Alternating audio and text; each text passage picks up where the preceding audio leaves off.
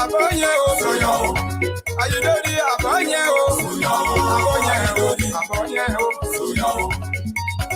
Si ajayo, lodi ono si ajaye. Asi ajayo, ayaja ipa o. Abonye o. Yayo dwala. Na seye chedila. Jena pwe, be anu edrutuo, abeje o. Royo, si ajaye, royo. Asi ajayo, ayaja ipa o. Abonye o. Yenyo te babi mu, yenyo te na kongo, yenyo te babi mu, yenyo te na kongo, webe te na meja imu, awo abonye o, mo ete aliswe loyo, mo eba eloe, ya mo eba eloe, mo yanyo sone. Oge abeje o aye nyo do agolo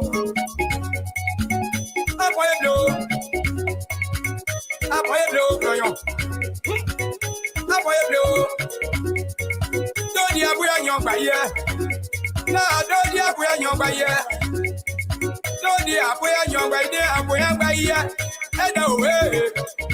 eda owe abonye o suyo ayidodi suyo Royo abonye o, suyo, ayidori, suyo. Nasi ajayo, royo. Ajayo, royo nasi ajayo. Aye abi adonuo.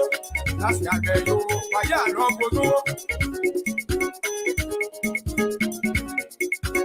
Pajediye, royo, pajediye.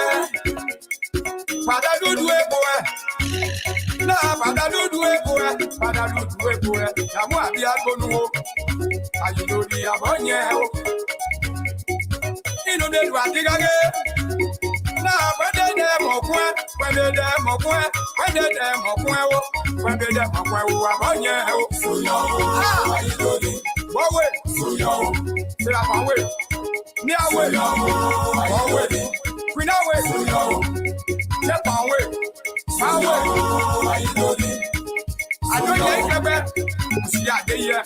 So yo, ayedi. White bear, you swallow up on this bear. I'm a biagono. One day.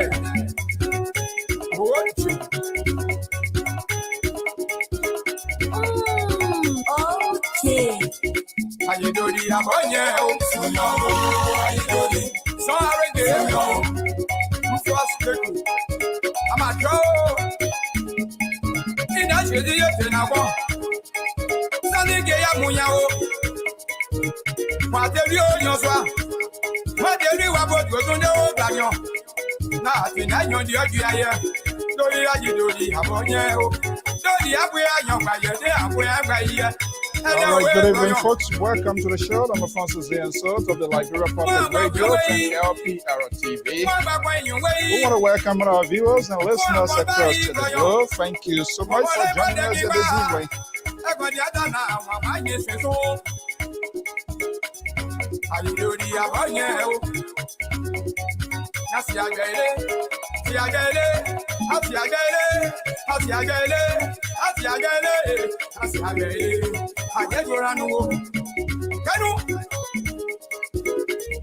Ayidori abonye o,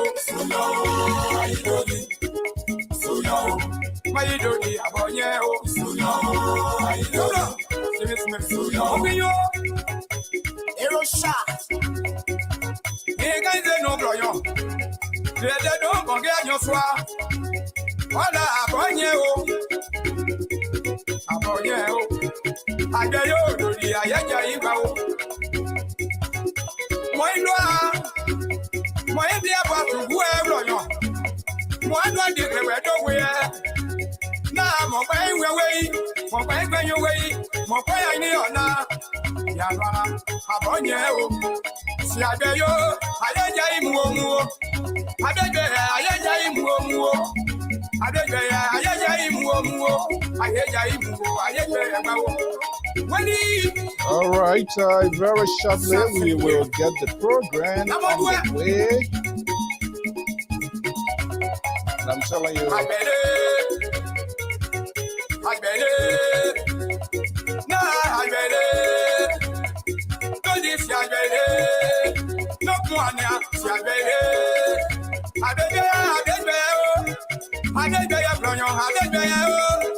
I bet it. Why, yes, you are going to. How you do the abonye so yo? How you do the abonye so yo? How you do the abonye so yo? Okay, very shortly we'll get this program. Wait, what a beautiful song here from the southeastern side of Liberia. Let us be friends, no hatred, no bitterness. And exactly that's Minister Rufus Gay there with a beautiful gospel song. Let's be friends, no hatred, no bitterness, no resentment. I am Alfonso Ziensot of the Liberia Public Radio and LPR-TV. We want to welcome our viewers and listeners across the globe. Very shortly, this program will get on the way. This is LPR-TV Live with the panelists.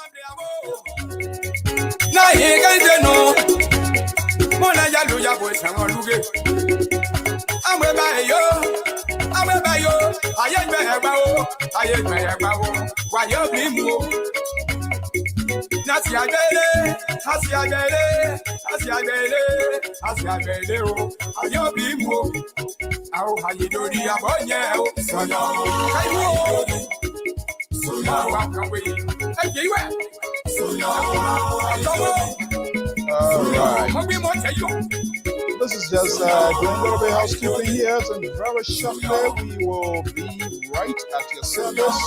And I'm telling you, as usual, no matter what, we're going to have our program right here, and we will have the conversation as anticipated.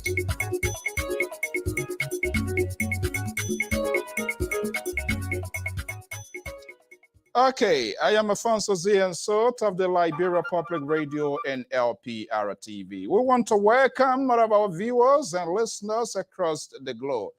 Thank you for sharing your evening here with us. As usual, this is Liberia Public Radio and LPR-TV. The panelists will be here very shortly. Welcome to the show.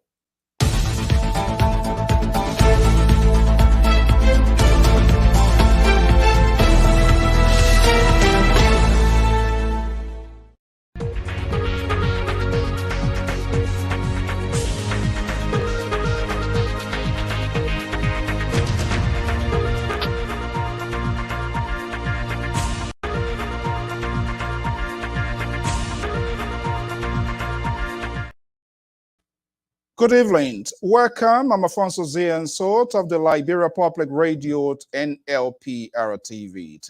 Today is Tuesday. As usual, the panelists will be here. And they are here already. We say welcome. What a wet day is here in the East Coast. Notwithstanding rain, sun, whatever weather, it doesn't define, or we try to define what the weather is and what the situation. No matter what the situation. Well, a lot of news unfolding right here, and hopefully you're going to be part of the conversation here this evening, keeping it proportional, fair, balance. I know that the Spurs, everybody in the high gear, the fries, everybody want to get the fries. Well, but notwithstanding, things happened, and we are in an evolving society, and so we have to deal with it. Let me bring in Jonathan Dulaket. He's a senior contributor of the Liberia Public Radio and LPR-TV, and strong supporter of the opposition's Alternative National Congress right here in the USA, based in the liberal state of Sacramento, California. Let me bring in Jonathan. Jonathan, good evening and welcome. I'm not hearing. Check your microphone.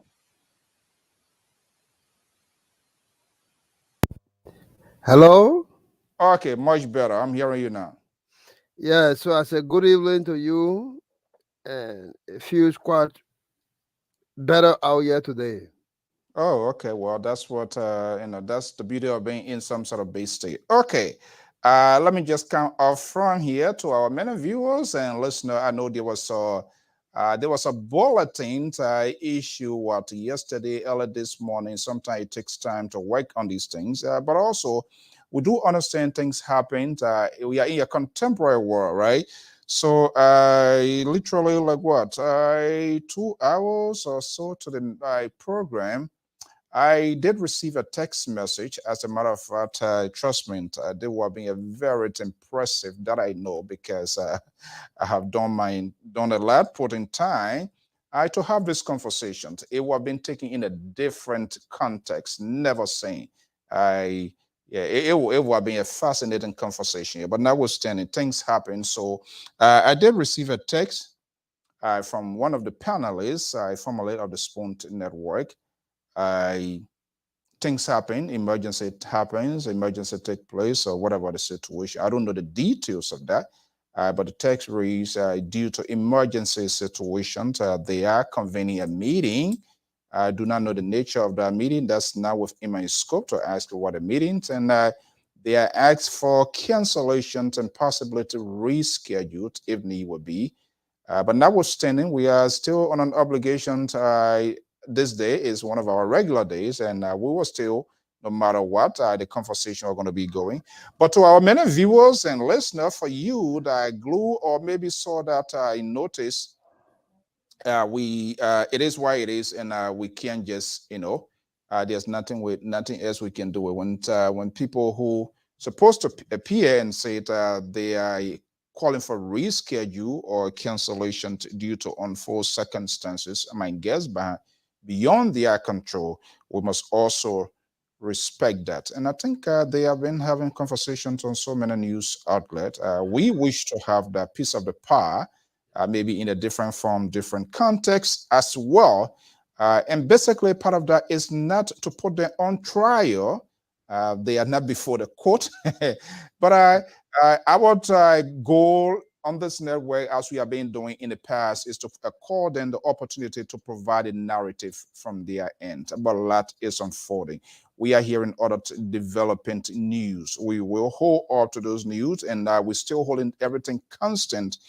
Potentially, if they decide at their own volition, they are welcome. This is LPR. We don't roll a scale here. We ask real, authentic, genuine questions, and a little bit can answer because I put in time after they reach out and they wanted to have the story I told to the public. We have different, groups always. There are so many news outlets, which of course is beautiful.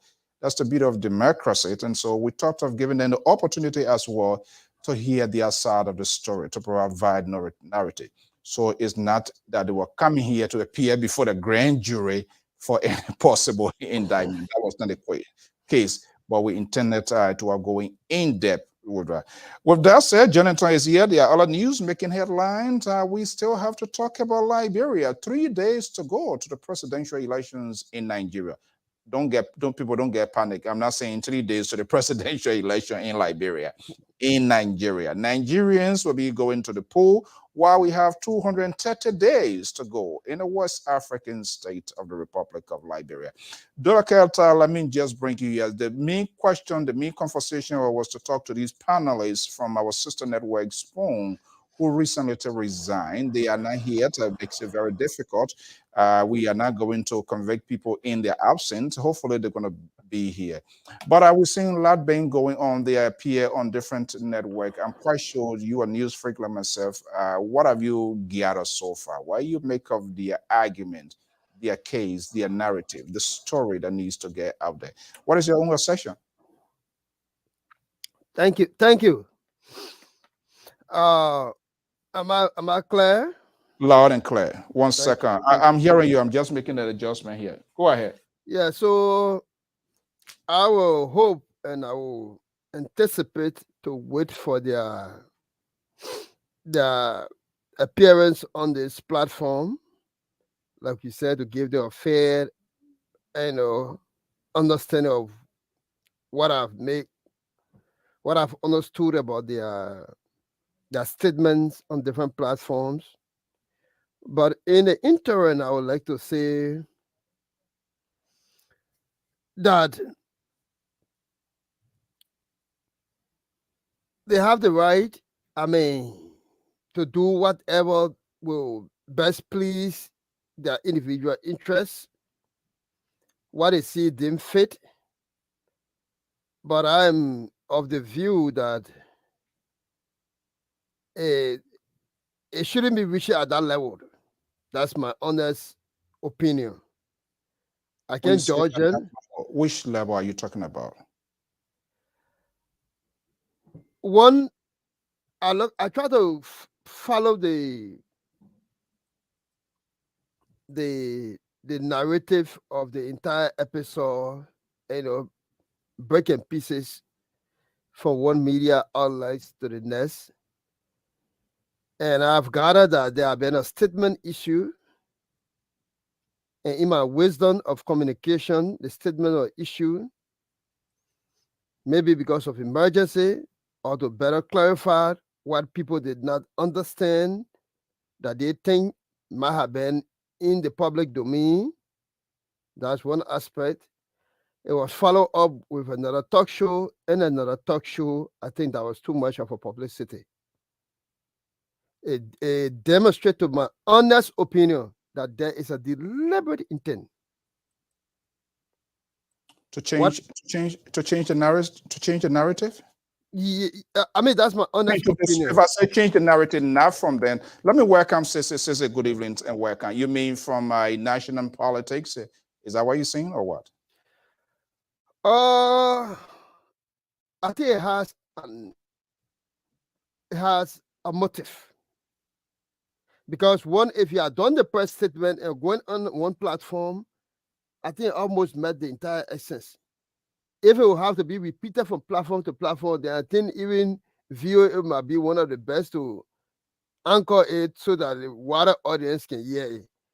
But it's my honest assertion. I respect them. There are people that I respect, but I think that's my honest opinion towards it. Okay, let's bring in our senior contributor, Scarlett Sese Goya. Wait, are you in Liberia or are you going to contest for Lofa County? Well, I'm thinking about running to How Gonglo taking you now from being LPR analyst to a senatorial post? Who are you going to contest again? I'm trying to run to be superintendent of my Barclay. Bagu, you strong, Bagu. You Manwa. My Barclay superintendent. We make our own play right inside Muscle. This guy is a mess. Why wouldn't Man Barclay? Why you want to be superintendent for Kolahu or Vanyama City? I want to be right there. Everybody got to pass through me to go to the other counties that mean something. You want to go to Nimba, you want to go to Lofa, you want to go to Grand Bassa. Everywhere I get a vote. Unless Bomi County, you want to go Bomi and Kemana, you go get 300 votes. But anything that matters, you got to go through me. That means you're going to put your own checkpoint there, put your basket there, right? A checkpoint right there. I collected people photo IDs right there.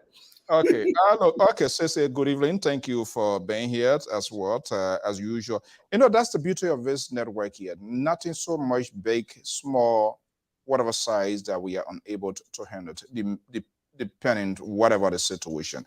And I know you guys saw that post. The gentleman should have been here, but things happened, you know. Sometimes you never know until you two are confronted with similar situations. Even though it takes time to do preparation, get yourself organized, because trust me, it will have been a very classic, different than ever. But whatever the situations, if they're still willing to avail themselves, we're going to have a situation. But notwithstanding the alert unfolding, we're going to go beyond the borderline, not just only Liberia. So we're keeping close eyes on our neighbors as well.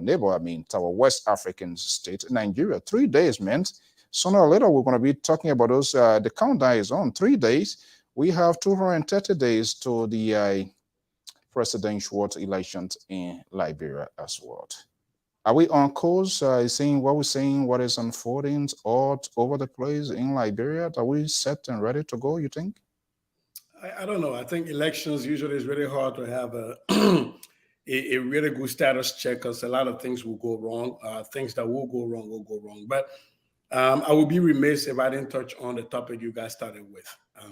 I want to be brutally honest.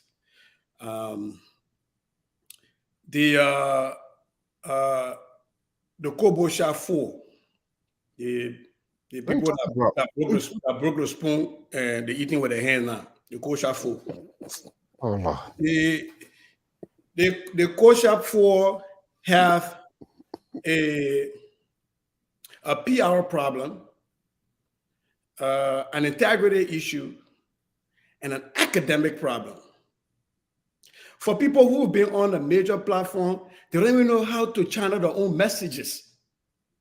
They've allowed other people to get under the skin to the point I've seen my brother George on one platform talking about, I'm famous. Anywhere I go, people recognize me. They will not recognize people like you. I was in somewhere, they feel they make it to me, say, oh, and you are on Spoon Show. It's gotten to that point. Buffoonery, pure buffoonery. And I'm not afraid to say it. They're mad at it. Come on the show, we can have the conversation. But the thing I don't understand about these guys is, and I would have loved for any of the platform they've been on to ask them, what was their relationship? Were they employees all the time, the 1 year and a half that they were receiving money from Stanton Witherspoon? Were they filing a W-2 with the federal government as employees, or were they filing a 1099 as an independent contractor? Or were they receiving dividends from a corporation because they got some money? And so the IRS have to be checking to see how did they account for those money? Because if you tell people that the man was treating you like an employee, then later on you're not treating like an employee, and later on you had an understanding, you assumed there was going to be a partnership. What was the payment that you were getting when he was flying you around the places, when he was giving you hotel rooms? What were you claiming those under on your taxes in these United States? Were you an independent contractor with a 1099? Were you an employee with a W-2? Or were you a shareholder with a dividend and an earnings report? And then for people to become so, and I'm lacking the right word to use, but it becomes so lowly to the point where you are having a conversation with adults and you are trying to force somebody to be in solidarity with you. How do you force a grown woman, an educated woman, like Dr. Francine, to be in solidarity with you, and when she refuses, you lay her computer to her husband? What kind of thing they put running there? No, man, let the people go wash their hand, eat with their hands. Send anyone eat with a spoon no more. Is that how you're going to run Mangibi if you become superintendent? I say, Man Barkley. I left Mangibi with a porcupine. The porcupine in Mangibi, I won't go there. Oh, my goodness. Okay. Actually, you went strictly into my playbook. I'm still going to reserve. They are still a lot there. They are not here. The call to reschedule having emergency meeting according to the text, which is okay. Hopefully, if they choose to, they can come. We're here. Our microphone is never limited. We never sanction people. That's the beauty of the network. The only thing here is that we all try to ask genuine, honest, and authentic questions, just to also give whoever that is within the spotlight to give you a clarity of what is happening.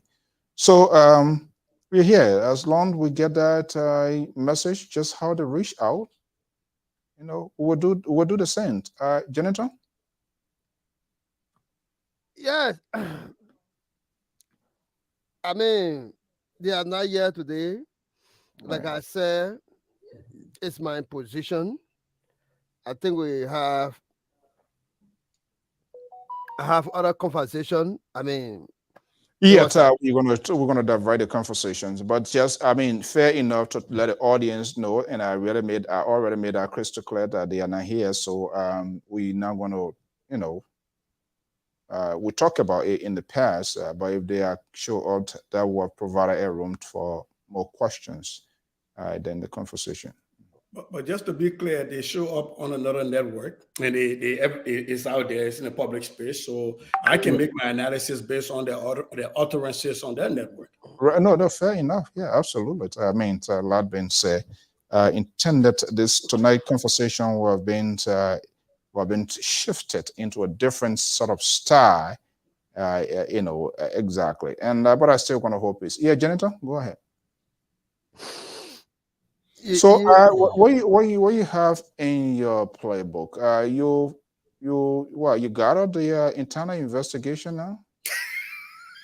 Which internal investigation? Shots fired. So say maybe he's not hearing me. Can you tell him? Don't mind. I think it's selective hearing. Don't mind. He knows what I'm talking about. You're finished say the government bias the criminal investigation with your 70K. We get it. How about your internal investigation about the 70K? We got nothing yet.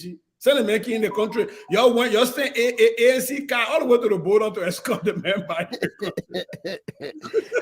Internal investigation is security matter. But on a serious note, it's a legal matter that it's been hindered. Oh. Yeah, it's a legal matter. Oh, you can't talk about it? I ain't got findings on it. So, okay, yeah. But I wanted to quickly talk about, I don't have findings on this, sissy. I want to quickly talk about the 554 million budget that have been passed by the legislature. It is a very key issue. The pension and benefit scheme that have been reported to have suffered another setback again is very, very key. We have 100 and plus Painesville City Corporation workers who are believed to now have taken pay between 7 to 8 months. I mean, if we want our community to get clean, if we want our environment to be safe, those are critical issues that I've read through that I think I have some concern on. The budget has been passed by the House of Representatives. What is in it for us? How does it address our situation of not having a reoccurrence of the shortage of rice, petroleum product in our country, and making livelihood better for our people, addressing some of the issues the GAC have puffered with the issue of wage bill, where the president said admitted in a public gathering about 15,000 workers. How are we taking drastic steps as we're passing on financial instrument that will guide the country for the next 1 year? It's critical to me. So I just thought to throw it out. I'm still trying to pick time to sort of peruse through that and I get a full insight. And I'll listen to one of the lawmakers. It appears there was no extensive conversation, but I don't know. Another thing that it sounds like a political tone to me, because usually when they are the bank of a river, where most of them seeking re-election, they know their job is at stake, then to turn to be a hardliner, to be very critical on things. Only one person, I really don't agree with his talking point in the sense that the context and how he expresses his issue, things and stuff like that, that is very consistent in his argument is Representative Yeke Koluba. In as much as sometimes it's kind of like the way he carry his own, but I begin to see a high level of frustration. And I don't think that's warranted to be the one to be arguing like that. And this speaks to the volume, what we've been talking about here, that these people, despite they are from different political backgrounds and different political spheres, they should be able to create a conversation where they can share notes. Yes, I'm a representative from Mosorado County, but see whether there can be some sort of agreement on a national front when it comes to the budget. It talks about a wide range of national issues. You will talk about education. You will talk about health. You will talk about national security, and all of that. Yeah, we have the president the other day that who doesn't know that people minimum wage, and he was asking, wait a minute, who are we? What sort of war society are we in? So it shows that there's a huge disconnect, and this is a problem for the rest of for ordinary Liberians. Those who are supposed to tell the story, if they are unable to tell their citizen exactly what is happening, it's scary. Here we are, those who even also want to come, we are not been able to have these conversations. So distraction has intruded into national political conversation, and we all blowing hair all year. Sissy. Look, every time we have a conversation about budgets in Liberia, national budgets, it's frustrating because budgets are supposed to be moral documents. You fund your morality. If you think education is a moral issue, you fund it. If you think healthcare is a moral issue, you fund it. Your budget tells us your morality. It tells us, like in the words of the great Senator Kofa Takunje, it tells us your mission and your vision, your intention for the nation will be captured by the budget. The president and the coalition for democratic change ran on a platform. The PAPD is their brain trust, right? That is what they see as the way forward for Liberia. And so their budget ought to reflect what they lay out in the PAPD and in all of the campaign speeches and the campaign promises that the president and his group made during the last presidential elections. Mm-hmm. On the other hand, the senators also, when they run on platforms. They tell people what they're going to do for them. In a nutshell, you're telling people that when you win, you are going to ensure that those things you promise your communities, that those things are going to be funded. When you talk about healthcare, you're going to make sure that the Ministry of Health is fully funded and that community health teams and county health organizations are fully funded so that your people benefit. When you talk about providing road services, you're making sure that the Ministry of Public Works is fully funded and also ensuring that the money that is in there for the rural counties are also received and those roads or rehabilitations or whatever you promise are carried out. Here is where everything falls aside. When people go in Liberia to the budgeting process, they throw all of that away. They throw all of that away. And so when you see what happens, a budget is crafted by 3 people in the executive in most cases, because the president himself said he didn't know that people are losing money, their net wages. And then you have a few people in the Senate that rushes through. And then you have the majority of these, and I'm sorry to say this, but I'm going to say because I'm going to be in Liberia anytime soon. You have the majority of these people that have no business being in any serious organization, much less the Liberian Senate, that will come and complain, oh, the poor rush the thing through. You know what happens in states where the majority don't listen to the minority, like Texas, for example? The people, the legislator leave. They make sure they don't go to the settings so they don't provide quorum. If the Senate does not have quorum, they cannot pass the budget. So if you think you have not been given enough time to read the budget, then you don't go. You don't give them quorum. Are they aware of all of those things? But they show up and they provide quorum and then they whine. And I'm thinking, who's advising these people? So we can't just blame the executive. We can't just blame, in this case, George Weah alone. I mean, President Weah, let me be respectful, right? If the president sends a budget, the president sends the budget based on his vision, based on the PAPD, based on the morality as expressed in their document, in their mantra of the CDC. Now, the UP, the ALP, and everybody else that's in there, that have senators in there, now also have to look at, okay, what is our morality? How can we make sure we come together and say, no, we're giving this, but we need this. Do they have one? I hate to interrupt. Do they have one? Well, I think they do. I actually think they do, except they don't understand that it is their morality. Because when you run, all of them that run for office, they always promise stuff, right? They always promise things.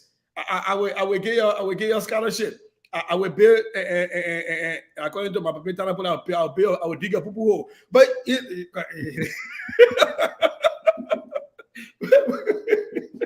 oh Lord, please don't do this to us. But I want to say though, that I want to say, you forgot the word to say you're people, you're dealing with people. So anyways, on a serious note, they all do have a political morality. They express that when they tell the people what they are going to deliver for them. The problem is a lot of them don't know how to effectuate that. They think that should come from their pocket. They don't understand that should be enshrined in national budget. When you tell people that you're going to provide health clinic for them in Batala, you're making sure that Batala health clinic is in the budget of the Ministry of Health. And you have an oversight responsibility to make sure that money is funneled down to Batala, that clinic is actually erected. That you're going to use your personal money to build it when you know you can't sustain it. And I think that's the problem. I think, look, there is a need to actually teach our legislature governance 101. Because in a lot of well-to-do countries, people take budgeting issues as serious issues. You debate it for weeks.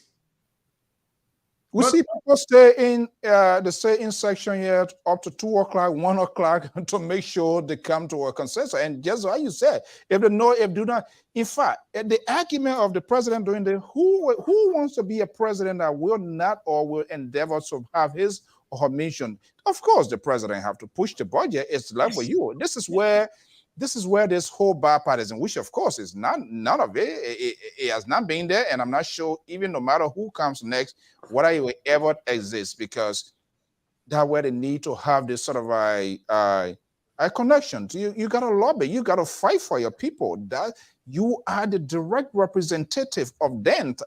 They elected you, whether they voted for you or against, you are the decision maker now. You have to stand out for them. Jonathan. Yes.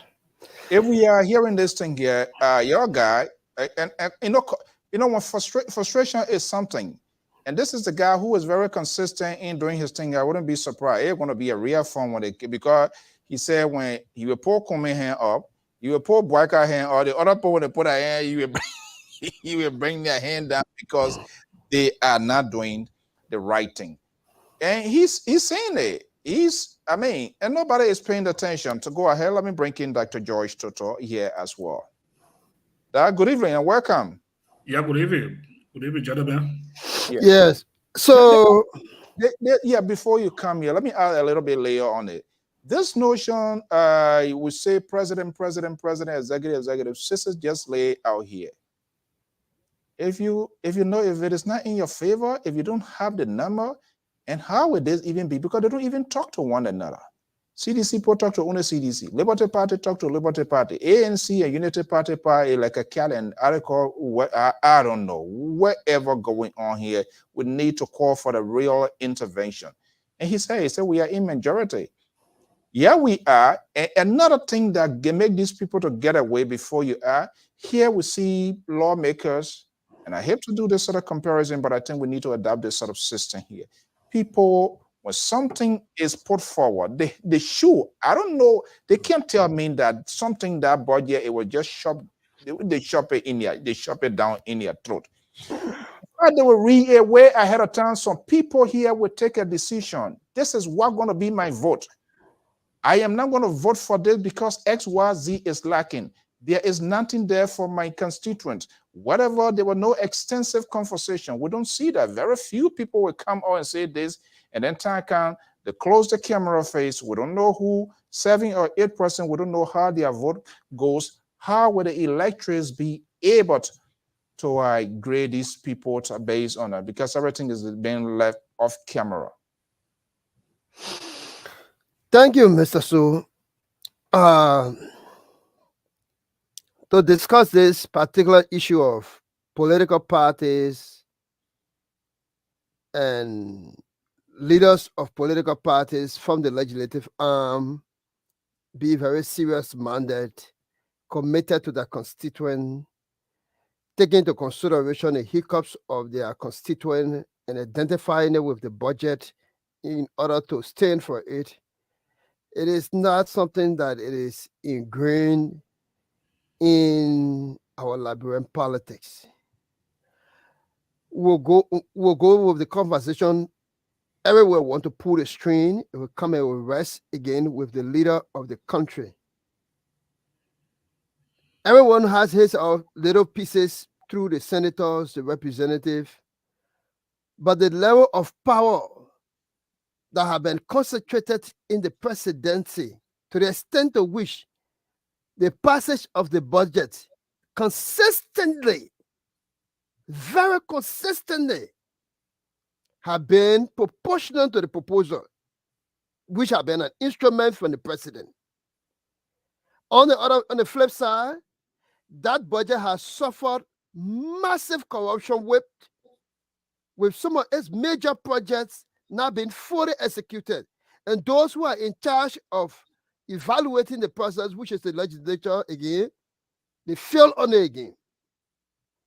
So my thing here is that it drives me to the conclusion closely, because Yeka is fighting, for example. Other lawmakers will come out and talk. At the end of the day, the majority carry the day, and it goes ahead. So I'm of the conviction that one of our major problems have been the issue of the instrument that comes from the executive, already knowing the nature of our legislature, and then the execution part of it. That is let me stop you right there. You said consistently, so there seems to be a history here being happening previous years. So what has been done to put that to a stop before I bring in like the total?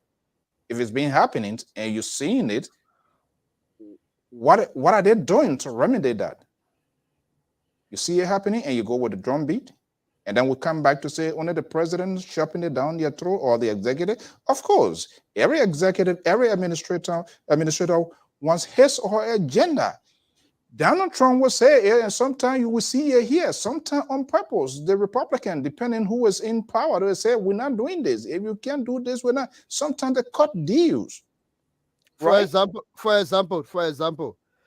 if I'm a legislator, I'm paid by the country. As I'm speaking, I'm on my own hustle. I ordinarily like say Fakao. Now I come under the umbrella of the government. The newspaper that I read is paid for by the government. The person who is cooking for me is being paid by the government. My internet facility, everything is being handled by the government. I go into the legislature. I'm taking pay. You stop my pay without power budget. I'm power budget. And Nima County is owed $7.something million US, and no legitimate reason I've been given according to policy. But me, I can tell you, say, I'm not sunny, and I will stand by my word. I don't need 3 million. You might be to join me. Just for the fact that my conscience will know that I'm not sunny because the particular instrument has not been adequately explained, and it's a room for anyone to exploit without explanation that have happened in the past. So that would be my position. How to galvanize the number of persons with such a resilience to withstand something that they believe in and they know that it's their legitimate right. This is the reason why they are called as lawmakers. It'll become a difficult thing for our politics. And that is why changing the leadership at the top through a legitimate or genuine leadership is the first pace setter. All right. Let me go to Pittsburgh here and bring in Dr. George Toto. Jonathan is doing what he good of doing. Now he's shopping this to the executive. He's not even looking at the inability of some of our lawmakers, how to navigate and how to get things done to cut dues. But everything now is the executive. So I'm wondering here, even if President Weah is out of office today, how can we change it? He deploy a warrior consistently. So something has been happening previously over and over. If something is happening over and over, if it is not right, what do? We try to fix it. We try to see, and that's what makes a human being. When you sleep here, when you come in the next time, you want to watch out to see whether that floor is wet. You're not just going to speak out there. But let me just bring you in here. Is it fair to get all of these things down to the throat of the executive branch of government? Those the first branch of government. These are elected people. They are there to represent us. The president cannot fire them. The president cannot do anything. Are they doing enough to get their acts together as well? And sisters, just lay it out. If it is not in your favor, stay away from it. Yeah. First of all, the problem, I saw how a little bit lean with janitor, but not 100%. You know, Let's define your percentage. my percent. Be careful. CDC gave percent is still hunting them. Be careful. My percent is probably, I'll probably put myself within 70 to 75%. You know, the problem with the executive and the legislatures, it's been an ongoing problem, not even for President William, for Eddie Johnson Senator. It has been a problem in the Senate and in the House. The way in which people conduct business in our house is beyond to human understanding. You have elected people who have the vision, like people like Darius DeLong. They have what all it takes to make a change when they go into that house. But when he went there, what happened? They were talking about the light. The light has been dimmed now. You know, so with the way who dimmed the light? Is the effect of the house. I've seen the same house we're talking about. The Senate. Did he play his part properly as well to solidify his political argument? They don't play his part, but he Dylan came in, not to interrupt you. Dylan came in. They don't have muscle. You know, so people go into that house, they don't go into that house on partisan idea or partisan ideology. They go in that house to seek their own interest at some time. So that's why people can say, okay, Unity Party have more or partisan in the house or opposition have more in the house. Why is that job we are building, keep going, sliding through? Because while they go there, they get tip from the secretary, or the secretary gave them say, okay, you have to get, before the bill go through, you gotta get set the allowance or send the benefits to the line slide through. So they are not ready or investigating the bill before you go to the secretary. So the secretary have the way to maneuver to play on them. Is that what they're supposed to be doing? They shouldn't. That's supposed to be in the real good democratic government, that everybody functioning, the judiciary functioning, doing her part, the secretary doing her part, the legislature doing their part. And that's supposed to function that way. But sadly, that's the system we have in Liberia. You see people have the energy, people campaign, but when they go into that house, it becomes a different game. You know, and that's what happening. So the executive knows how to maneuver their way to get that bill go through. You have a protest who is on the side of the executive. You have a speaker on the side of the executive. So they know how to maneuver their way to get their bill go through. The opposition also on the side, instead of they try to fight the opposition fight, you won't see that. You get Nathan from the ANC, but yet you still have bill going through. You have Prince Moy from the Unity Party, who's the senator also too. You still have bill going through from the CDC-led government. So at the end of the day, George Weah know how to play his political game to get his bill go through, and he go and celebrate the outcome of it. I think it's a crash on our particular house. Sissy. Look, Newton's first law of nature, a lot of inertia. It says an item at rest, an item in motion, in a straight path, will remain at rest or will remain in motion unless, and here's the key, unless acted upon by an external force, a difference. Love them, hate them, whatever. I know it's not going to be popular. But in the most recent dispensation of the Liberian legislature, Abraham Darius Dillon and Sir Joseph have been two senators that have been that external force. However unconventional it is, but for Dillon, we won't be having all these hearings on Facebook. But for Dillon, we would not have been rejecting nominees and actually checking these people's credentials. So love him, hate him, or whatever, he has done some things to change the way that house works. For the likes of Sir Joseph, he's realized that the budget system is so messed up that he's not going to have money in the budget to take care of his county. So he's going outside of the budget, coming out to the United States, raising money on his own to take care of things that the government is supposed to take care of. Like the last time when I was beating him about his bosses. But to be very fair, he's solving the transportation issue, right? At least attempting to minimize the transportation issue.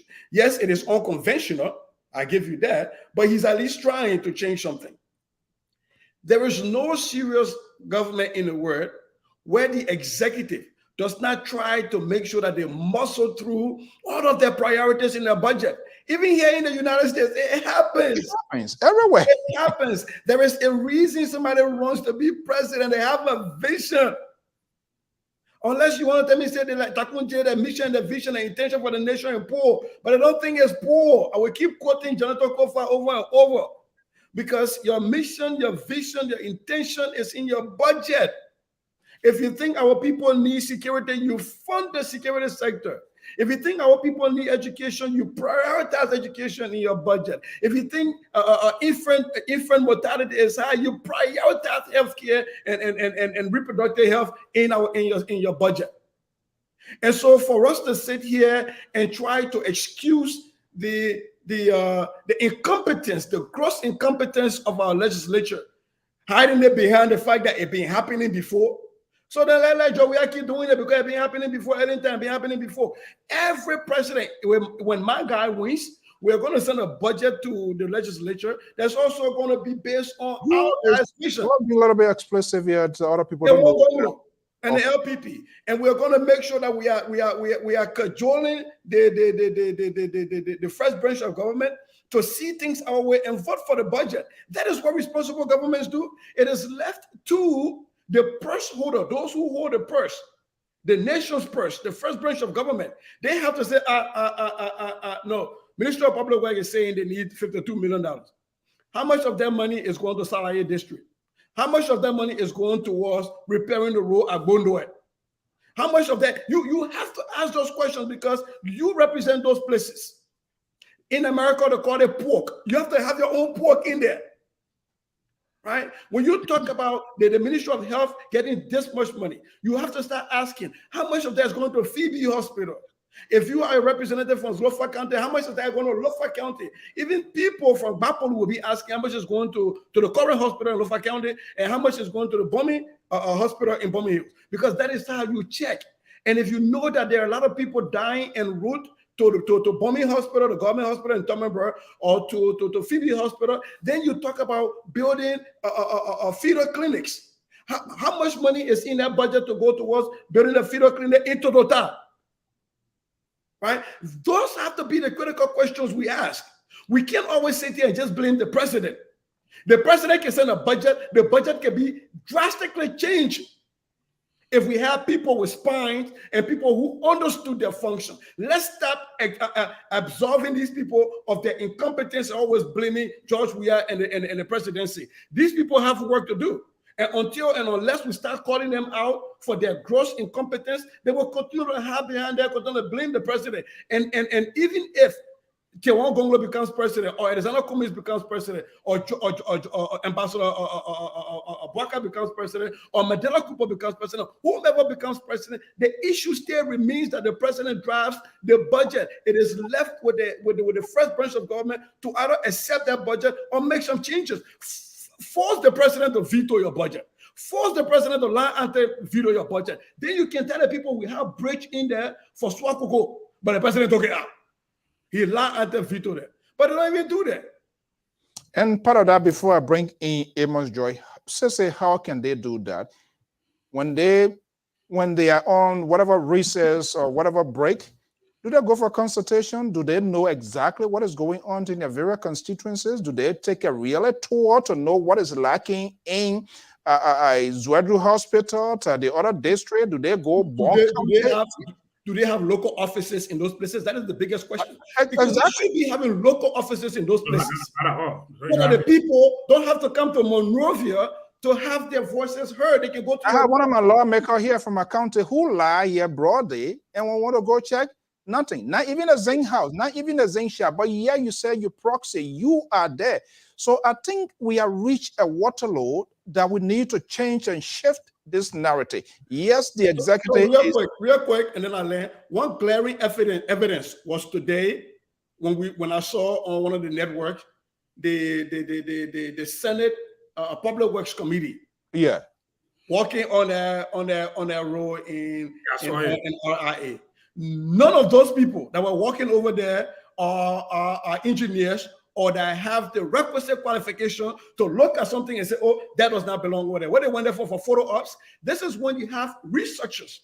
This is when, as your legislature, you have people who, yeah, my brother, Jonathan, that's where you get people who are expert in those fields, or you go out to the private sector, get these engineers to come and advise you. Man, the money you're making, pay somebody $1,000 to come and advise you on why that road is not supposed to be the way it is. And so just go and walk there in mud and come back, and people take pictures and take videos. They don't have no expert opinion.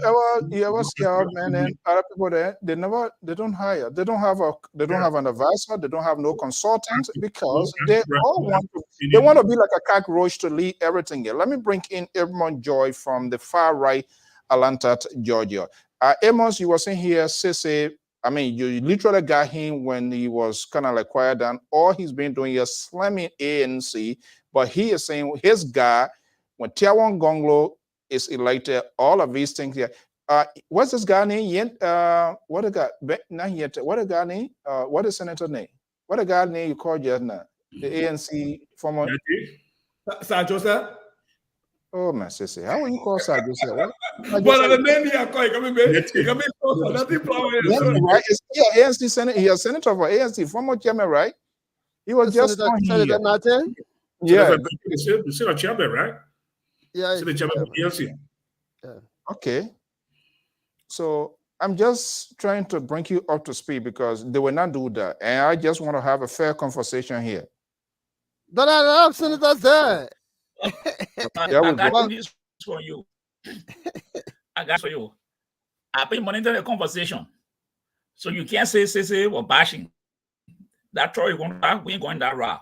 So I will monitor you. Okay. Really? I heard everything Sissy have been saying, and he has been on point. He didn't go after ANC. If he did, okay, but I see why you in the Liberal. Thank you very much. Thank you very much. Why you in the Liberal not friend it? Look. Let me say this. At the total, you were wrong to say Dylan go after Dylan. Has he done 100%? No, he hasn't. I mean, I said that you over Dylan. Yeah, you went after Dylan. I've mentioned the program. You said Dylan was a light to be shining, but now you don't have to him. And Dylan, take it or leave it, but he had done some things in the house. No, don't get me wrong. He had brought some changes. You or him, do we have some shortcomings? Yes. But I say they don't have their muscle, but those guys in the Senate. That's why you see. Don't let him change you, Papa. That's why he said. He was saying, okay, don't let him change you. No, I said they don't have their muscle. No, I follow you. So let me say this. Yeah. Well, okay, they don't be muscle, but what didn't be muscle, I can tell you, he had done something in the Senate. So he or him, there's some shortcoming. Yes, we can go. If he fall, we can tell you, hey, this is what happened. The same thing you're talking. Delon Dudo was on a program talking about itemizing the budget line. You say you want $1 million for armchairs. How many schools going to get the armchairs? Which county going to get SYZ? There's nothing to just say $1 million for armchair, for example. He spoke about that and he voted against it. But we should also remember that CDC is the government. They put their budget forward, they will push it. And the opposition are not enough. You can speak. It will come down to what numbers. Opposition now what? Opposition now. What I mean. No, opposition enough. I was Oh, hold on, hold on, Jonathan, hold on. Two ANC people coming me plan. Hey, hold on. Opposition is not in our house. We can count it. They call their The new family. opposition are in majority. I get like vote, all I of them, can't vote now, leave only 2 people then. yeah, like all of them have crossed carpet to CDC. Only few. Whoa. But I say, So don't tell me say the opposition. No, Jonathan, you hold on because you wanted to go different route. Oh, let boy. me clarify it. The opposition, the numbers are there; they are in majority, but they all vote CDC. And then why is it not Vanish present? opposition. Vanish Hold on, man. Vanish opposition. Mr. So, just one day, Papa, and let him lose. You did it, Mr. So. You created Morris Satama. Morris Satama, opposition, man. Your way. Yes. Equal, no party. The opposition, of course, you consider opposition. Or is that for Unity Party? Well, I I was see cross going carpet. to Hold on, no. Jonathan, don't go there. Don't go there. 4 years with their party. 4 years with their That's party. right. But what? Yeah, you Mr. So protection. Let me talk. What happened? That your man. I don't come for. Come on, don't come. Why they coming after me? Just let me land. Then you'll come. Okay, all right. Let's restore stability here. See, okay, Pa George, go ahead. The opposition, they are majority on paper, but voting is a different ballgame. They go. Is that an excuse? Is he excuse? No, that's not excuse. That's not So excuse. why do you want to talk But about that? corruption. That's a reality. Corruption. People who don't have no character. So that be the opposition is corrupt. That be the opposition is corrupt. So that just let me learn. I mean, you were talking, I didn't say anything. Why you can't let me learn? So the issue here, all these guys, they will go when there's issue on the floor. By the time they say, hey, who are you voting for? Oh, we'll vote for the budget. Because they know they're going to get a kickback. That is the bottom line. Yega go by the horse, he's the only person that you can see vocal, outspoken. Darrell Dillon, Bocha, they can say something, they can say they vote. But these are the only person you see them talk. The other people they will talk about by the time to vote, they all go. My own senator, Prince Moyo, from Bonkande, that they talk about. You see that? They all vote the budget. When they know that Prince Moyo was asking the Minister of Public Works, he named, I think, 3 or 4 roles that the UN sponsor. You say the UN. That they have people that will maintain those roles. But in the public budget, the money is there that they are hiring organizations to work in those areas. Now, if Senator Moyo, you see no kind of thing, why would you want to vote for such a budget? Why would you want to vote for that kind of budget? In the public budget, that they servicing those roles. But whereby you say and UN, they have a time that when they construct the road, they maintain the road for that time. But at the same time, the Minister of Public Works is putting money there, seeing that they're giving contract to community organization to work in the area. So, Senator Moyo, why will you vote for 52 million now for public works? Why? Those are things. Why you think he's doing that? Quickly, before I go to, why you think he's doing that? You get picking for Primo because he let Primo. Because why? They know they will get kickback. It's about kickback. They will get something. So this the issue. My own representative, Manco, told in a hearing, police director.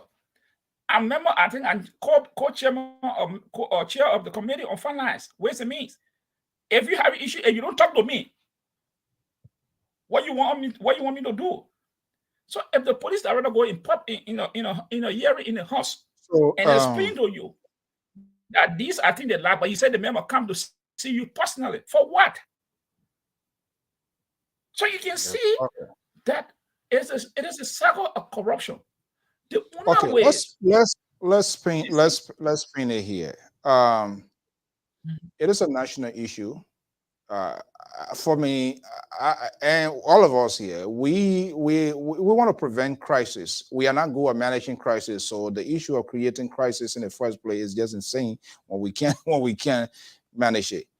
We at a crossroad. We are reaching a point where major decisions will be made. The media has a very big interject into this national conversation. What do we need to do? How can do we have the ability? Media personnel, media practitioners, gurus, they are all compromised. They are all politically oriented with some sort of political party pushing their own agenda. That itself is another issue in terms of discussing this real issue, not necessarily telling people go this way here, but you open the conversation, allow them, give them the ability to make an informed decision. That is not on us. Our job is to tell them the fact, not to add, not to subtract, not to add anything, because it might pivot in the directions of a particular group of people. Do we have that capacity? Are we willing also to take this bull by the horn? Folks in the media industry, no matter who you are, talk show, it's a challenge because there are people that will promulgate specific political parties' agenda as well.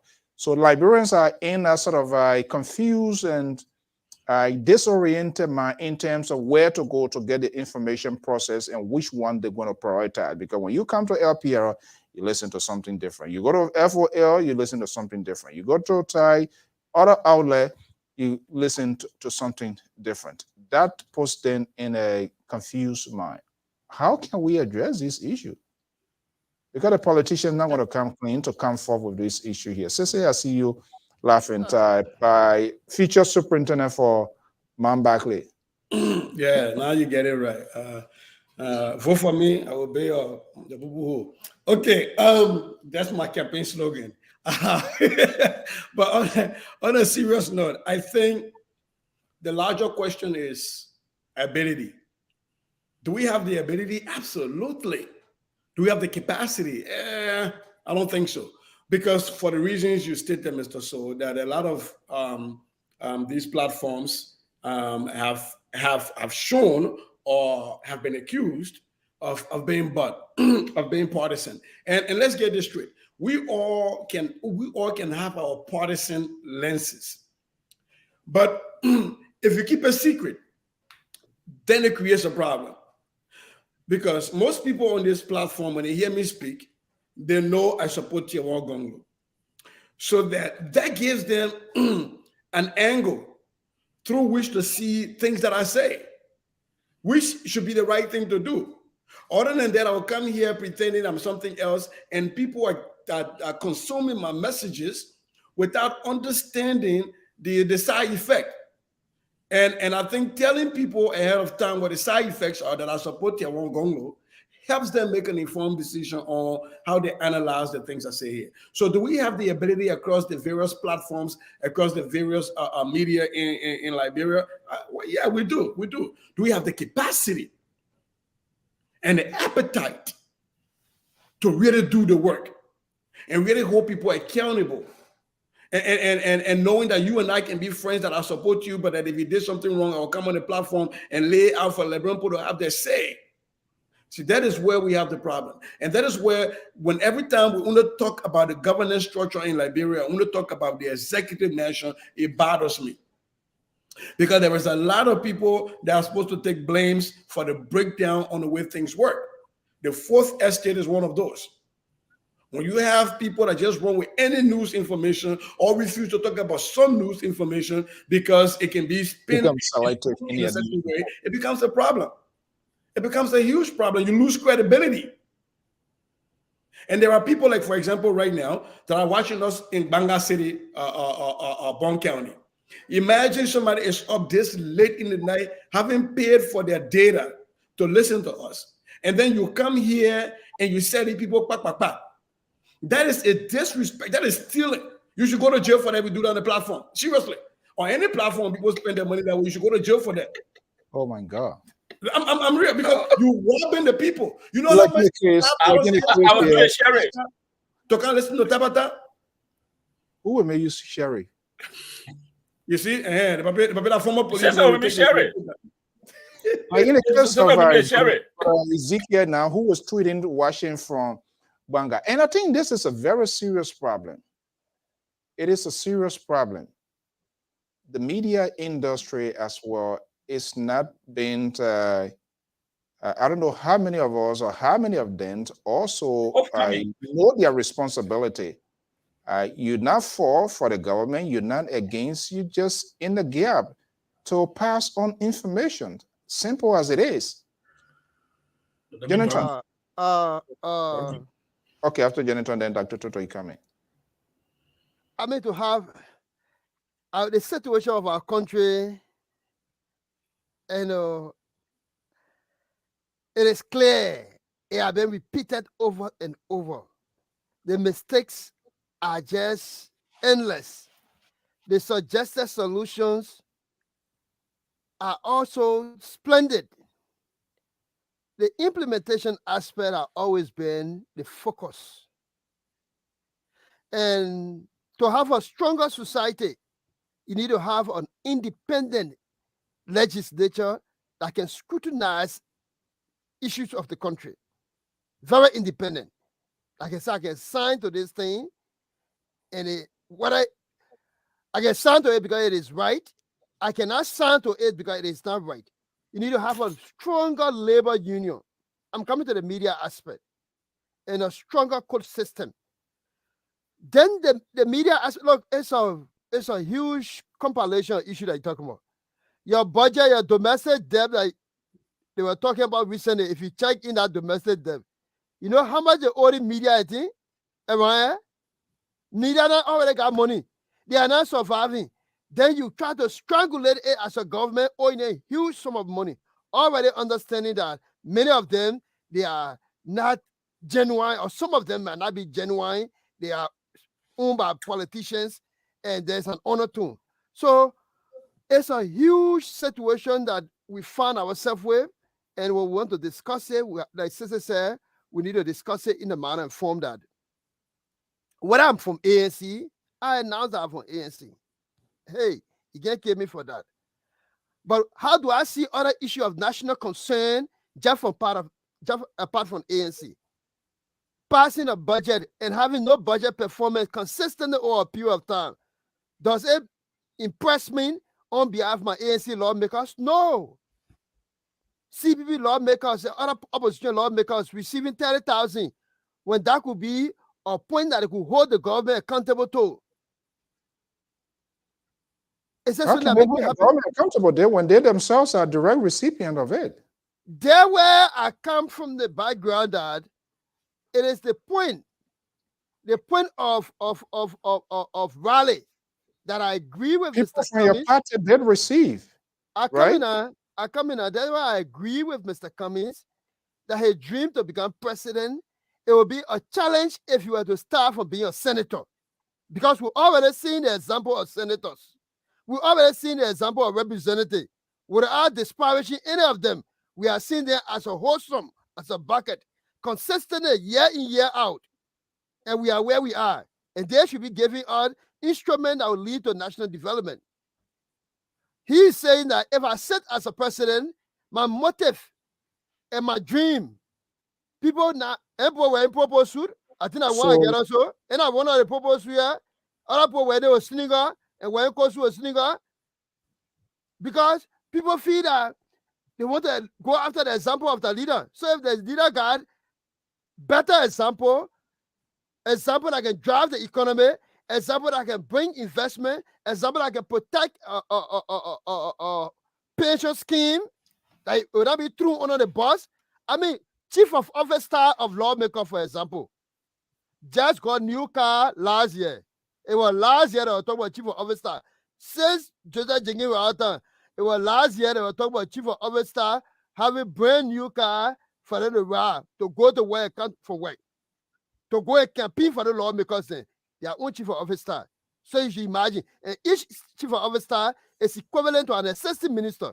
So all the years along, they have not been recognized. So even think of it. So how do they even tap into the resource ability of this individual? So it is not about whether the lawmaker office is running in a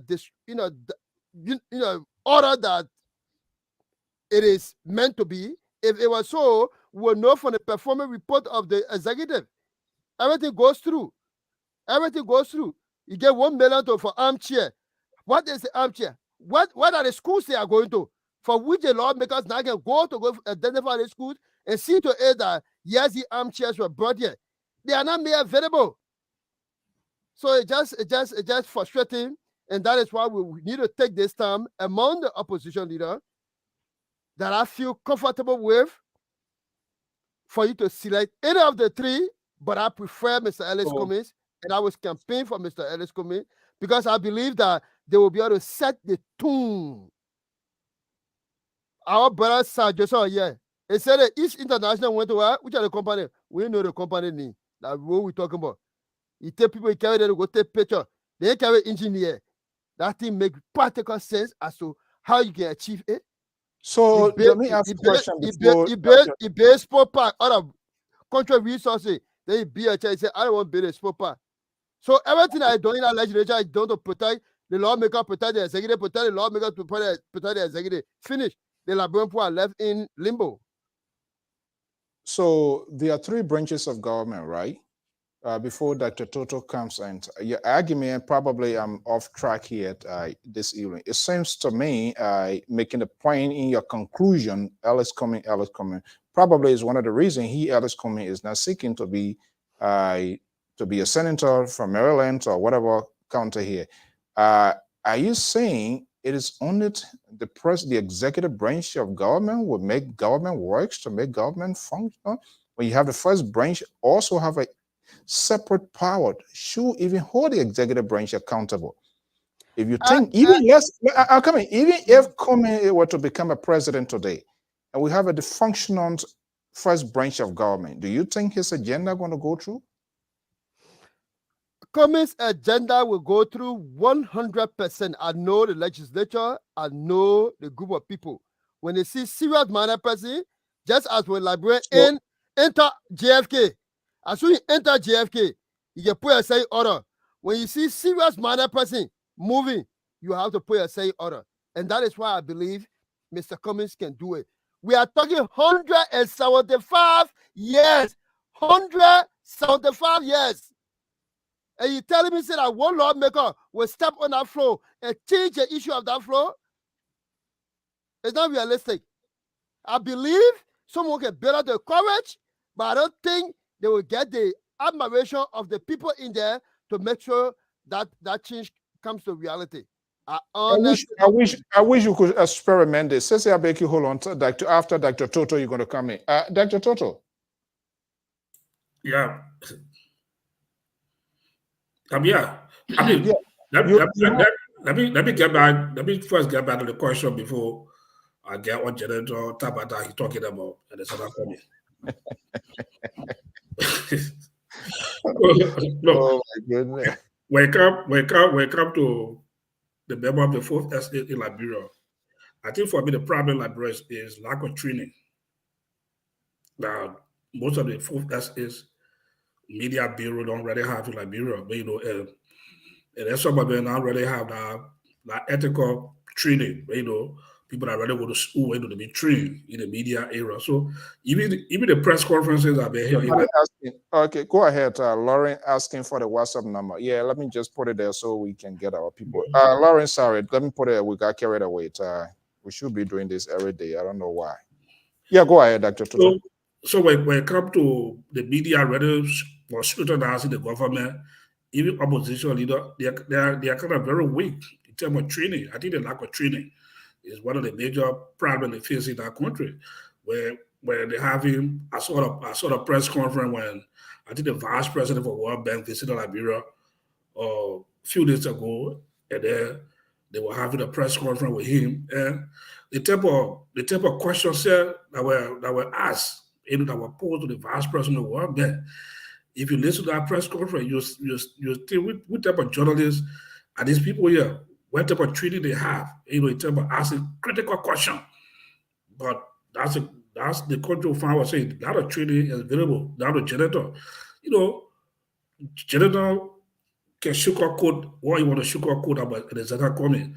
But the problem is Zeta coming cannot be a senator because he knows the problem. He is looking at change the narrative from Joseph G. Rawata to president.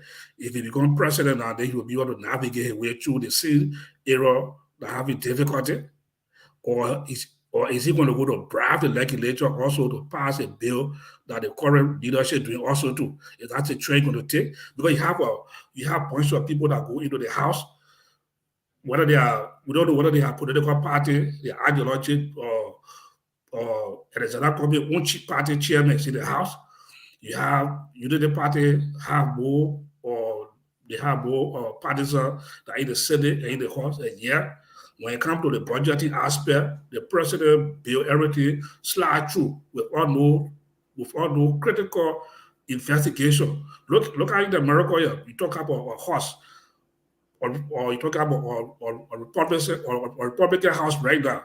You think if a Joe Biden bill go through, I'm here. His bill will go through, but that fight will go on.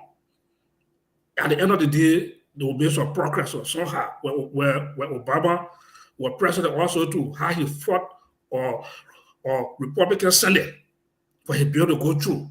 That's the type of legislature we need.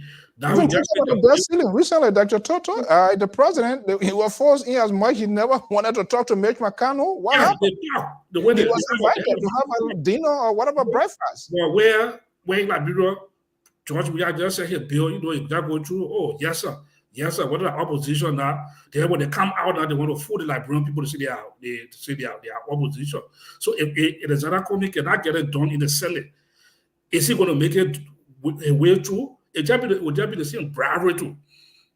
Now when it comes to the budgeting aspect to Liberia, the legislature, I don't know if they can go and beat either Liberia representative, whether they can have a budget year themselves to invite their citizens and say, okay, their budget will be, we want to send a recommendation to the national budget today. We want to hear your support. Where you get to send to the budget. I don't say the type of thing every take place. Or in Liberia, the executive judge to the budget, Simon to a high team of expert for national expert, CPA, or whosoever controller, come together, join the budget, send it to George, we are the local aid, they send it to the House and the Senate, to the local aid, to pass it to the budget, really smooth on that. At the end of the day, you look at agricultural budget, decrease about 5%. You see rural budget decreased by 2%. So there's no critical analysis placed in the budget. So not only there at the Zara Comey, any president that took over, even our own network, if you got president of tomorrow, to navigate his way through that or Senate or House of Representatives, that's an easy process because we already know that. Okay, Sister, then I'll go to Bobby. I think that Barbara coming from you. You say you know how the system works. You were there before passing brown envelopes around. No, so I meant that when you said you know how it works. You know how you'll get it through. You said you know get it through. You know how to be getting through what before that through brown envelopes. So we are going forward today. Jonathan is the brown envelope man for the ANC presidency. You don't want to be able to brown envelope in your car. You said the bribe that way. You say you know how to do it. Jonathan be the chief bravo in chief for the ANC. But having said that, no, yes, that way 1 minute you can play the politics. You feel get your position. I come in and what I believe in is that that's my politics. I believe LS Cummings, Siawan Goglo, or Buakai with their serious mindedness. Though I'm LS Cummings man, when they get there, the legislature aspect going to change. It's trying to be more conciliatory now. No, I said it before. Go to the recording. I said it before. And I'm not saying that because I want to concede. I'm saying that because at least I know that they got some that example of life. And that way I emphasize LS Cummings and LS Cummings, and that why you guys swallow. We will search your car every day, Monrovia. We see brown envelope in there, we know the way you doing it. Oh, God. But on a serious note, look, Cummings is a very serious politician, but sadly, my brother Jonathan, you have to refund that brother in Banga some money for the tabata you talk here. I think the way you try to sell Cummings sometimes, you take votes away from him. You're talking about using the second branch of government to fix the first branch. How is he going to be able to do that? How do you do that? Those are two separate branches of government. So if Cummings is able to change the first branch of government, how come we're not seeing that in the actions of the current ANC legislators? How come they ain't drink the Cummings Kool-Aid yet? So they can preach the Cummings doctrine right now. Because when Cummings become president, those are the people you'll be depending on to change the legislature. How come they're not doing it right now? How come the like of your party chairman, who is a senator, is not doing anything right That's now? why Cummings condemned them when they took the Well, 10,000. it's not just That's enough. why he was He's the still a only person partisan. that condemned him. That's He's why he was still the only person. My man, The the still a powers party of chairman. The man The still a powers party of chairman. the back. So Okay, you let me elect ask the you. mayor? Let me So hold you on one elect the second. mayor? The man, the Don't man like still a that. party chairman. It was a legislative instrument. It was law. We just say it was a bylaw. So you elect the mayor because he Don't party chairman? Don't like that. care, my brother. Don't care. You go Don't to care. convention? I'm You just- go to convention for that? Don't care. Listen to me. Is he still your party chairman? Eh? Is he still your party chairman? He didn't commit any crime. I'm No, asking he you. answered the question. Is he still your party chairman? He's my party chairman. Okay. So now back to the issue that I was trying to lay out here. But what I try to tell you is that Now let me finish. Alex I mean, you want to Cummings- give me brown envelope too, man? Alex Cummings is the only political leader that condemned his own lawmakers for accepting 30,000 that he felt that would have gone other areas. No Okay. political leader. Okay. So spoil a political leader. Hold on now, Jonathan. When did he do that? Was it when it became fashionable?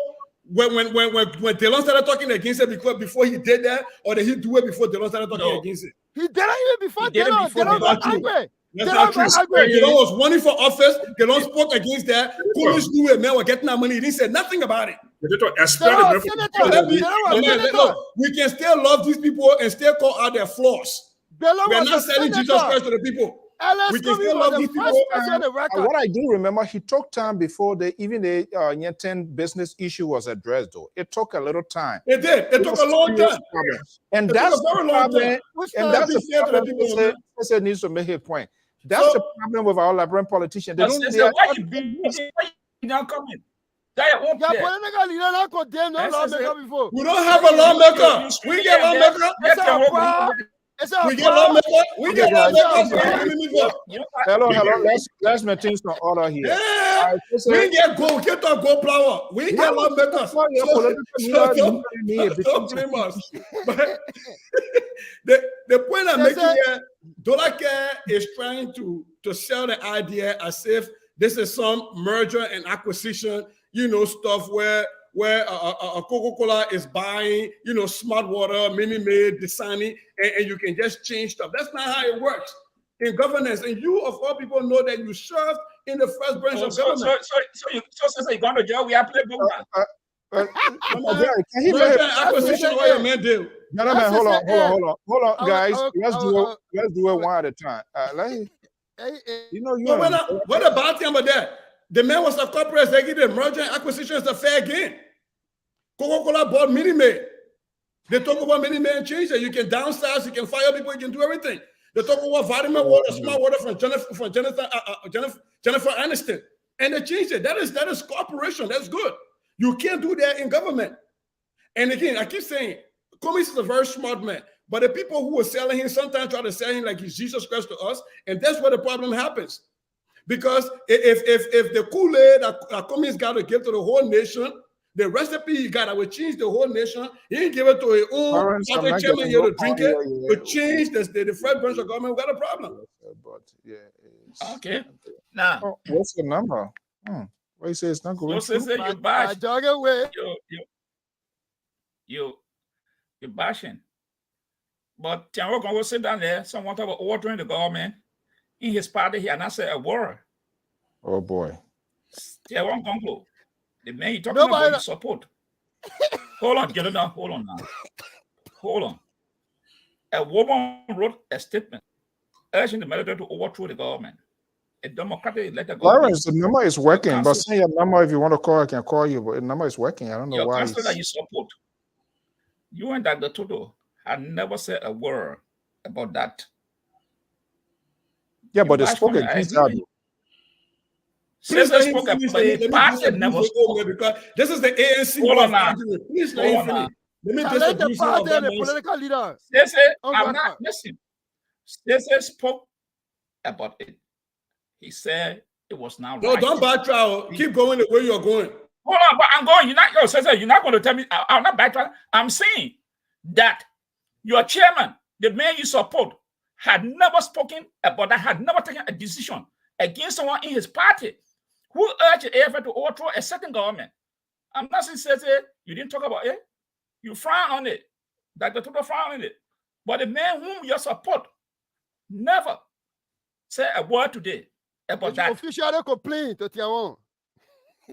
So, what do I say about Tiawan Gonglo? Yeah, people are around, they say horrible thing, and he doesn't say anything. But he's the guy, he has the broom to sweep Liberia. But he can't sweep the door, the step. You have to what? He can't sweep in from the door, the step that he passed, he can't sweep it. Then what do the Liberian people should do? And she's a major player. And it's not coming, yes, he frowned on his people, whatever was late, but he did frown on them.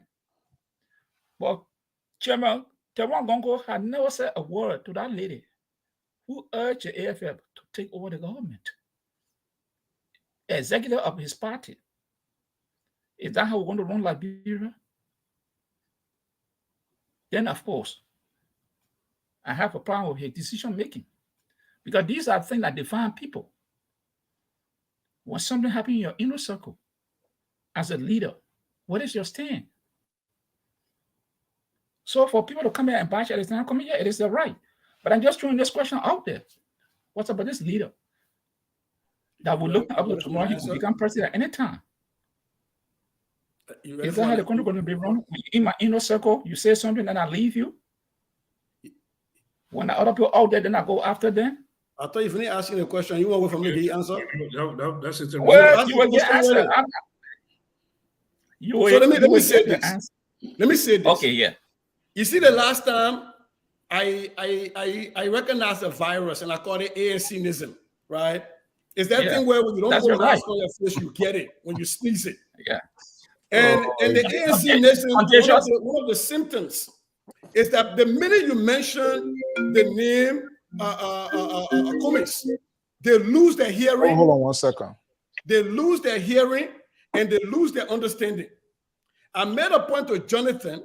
I said, we are not selling Jesus Christ. We have to be able to call out our political leaders when they err. And I said, he hasn't done it. He's selling Cummings like a Jesus. That's the point I made. And so when I go back no. Okay. Listen to me, please, listen to me. So when I was also Director, can you go, please? I was every time you talk. I know the virus affecting you. Now let you know more, but I will finish. So here is the point. I saw to condemn, I didn't condemn. You see, when I listen, you see, the CDC, they lose all of the trade of the CDC. Yeah, man. You see, it's the birds. You know, the birds came from dinosaurs. They say I'm not lost. People are listening. So let me say my point real quick. The point I was making to you was that you cannot talk about Cummings doing that when you didn't call him out for doing it late. You said, oh, he did it before, what's his name? Delon said that's not facts. He did it after Delon talked about it. You can own up to that. I on this platform took Tiawan Gonglo to task for that issue. That is what we're asking you to do, to hold your leader accountable when he made a mistake. Jonathan, that is the point I'm making. Not that Tiawan is a saint. I say I'm not selling Jesus Christ.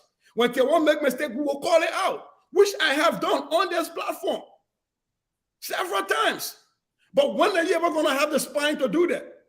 You're done. Well, I have the spine.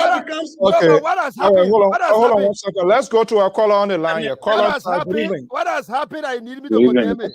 Yeah, Jonathan, hold on 1 second. Guys, I think it's a national conversation. I know sometimes it's tense, but we must also bear in mind people that are watching, tweeting, making comments, they want to get a takeaway. So if we can just get it. Okay, caller, what's your name and where are you calling from?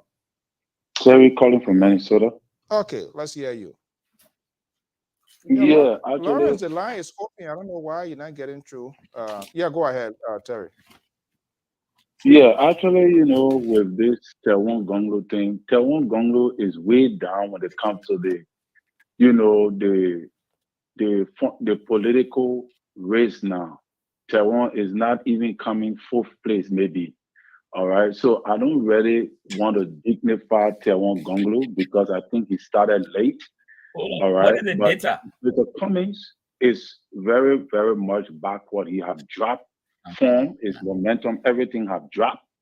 And since the saga with this Louis Brown thing, we have not heard him. We have gone completely in solo. So I think he's losing his political strength, and I think that is where they should be focused on the most because he has dropped form politically. He's not having that momentum that he once had from the initial stages of the entire process. But quickly to those guys who came on, I don't know if you guys are talking about them or Ben Sanvi and the other guys. No, You well, know, in my we just kind of dance around it. They call for rescheduled because of other development news. So we really didn't couldn't do anything that much in their absence. But They I mean, will okay. listen to them if you want come. to say something. Let's go ahead quickly. Yeah, well, I think they have the right to air off the differences, but the problem that many will ask is that why now? Are they coming up now when they found out that the man is, under this kind of condition? So obviously, people will look at it from that perspective. But all in all, they know the shoes they were wearing. So Liberians got to understand that these guys were in the system. They know what they were experiencing. So we just got to watch them and see why it play out. But at the end of the day, we all know that this is the political season. One way or the other, you cannot negate the fact that the government in power now, hence, is behind these guys breaking away from the spoon talk Come on, because this is a political season. it's That is my no, but no, we gotta be. Now one party the man who responsible that unity party with the man they were You all say up the beside dog. you. What? So on what are you basing on that the okay. government? Let me quickly tell you how I derive my analysis. Right, Uh-huh. you see, Kef Hassan is already a government figure. He supports the government. Everybody know that. Mhm. Ben Sanvi was just with President Weah. We saw pictures. He did not deny it. All right. Tomalin is saying that he's in between. He's still with CDC. So you found out that these three guys broke away. That Dr. Peabody does not even talk much. What does Dr. Peabody brings to the table actually to offer much politically? He don't have anything. So he swayed What? with the majority, and because they want him. And they tried to win Dr. Richardson, and Dr. Richardson was stubborn because apparently she know politically where they were driving. So it just come, you can just, from my analysis, these guys have been bought. They have been bought Ah, politically. This is the political season. This is when everybody rule is defined. This is where you will see this is where the hidden alligator will show a head because the prey is before it. This is the election. Anybody that is hiding their support is going to come out, and you got to do it within the period of time. All right. so And we're going to see them when they open the so platform. You're going to see the trend. yes, not sis it. Terry, you know the taboo of this network. Yeah, panelists, angle, callers, everybody should be held accountable of their Sure. of their saying.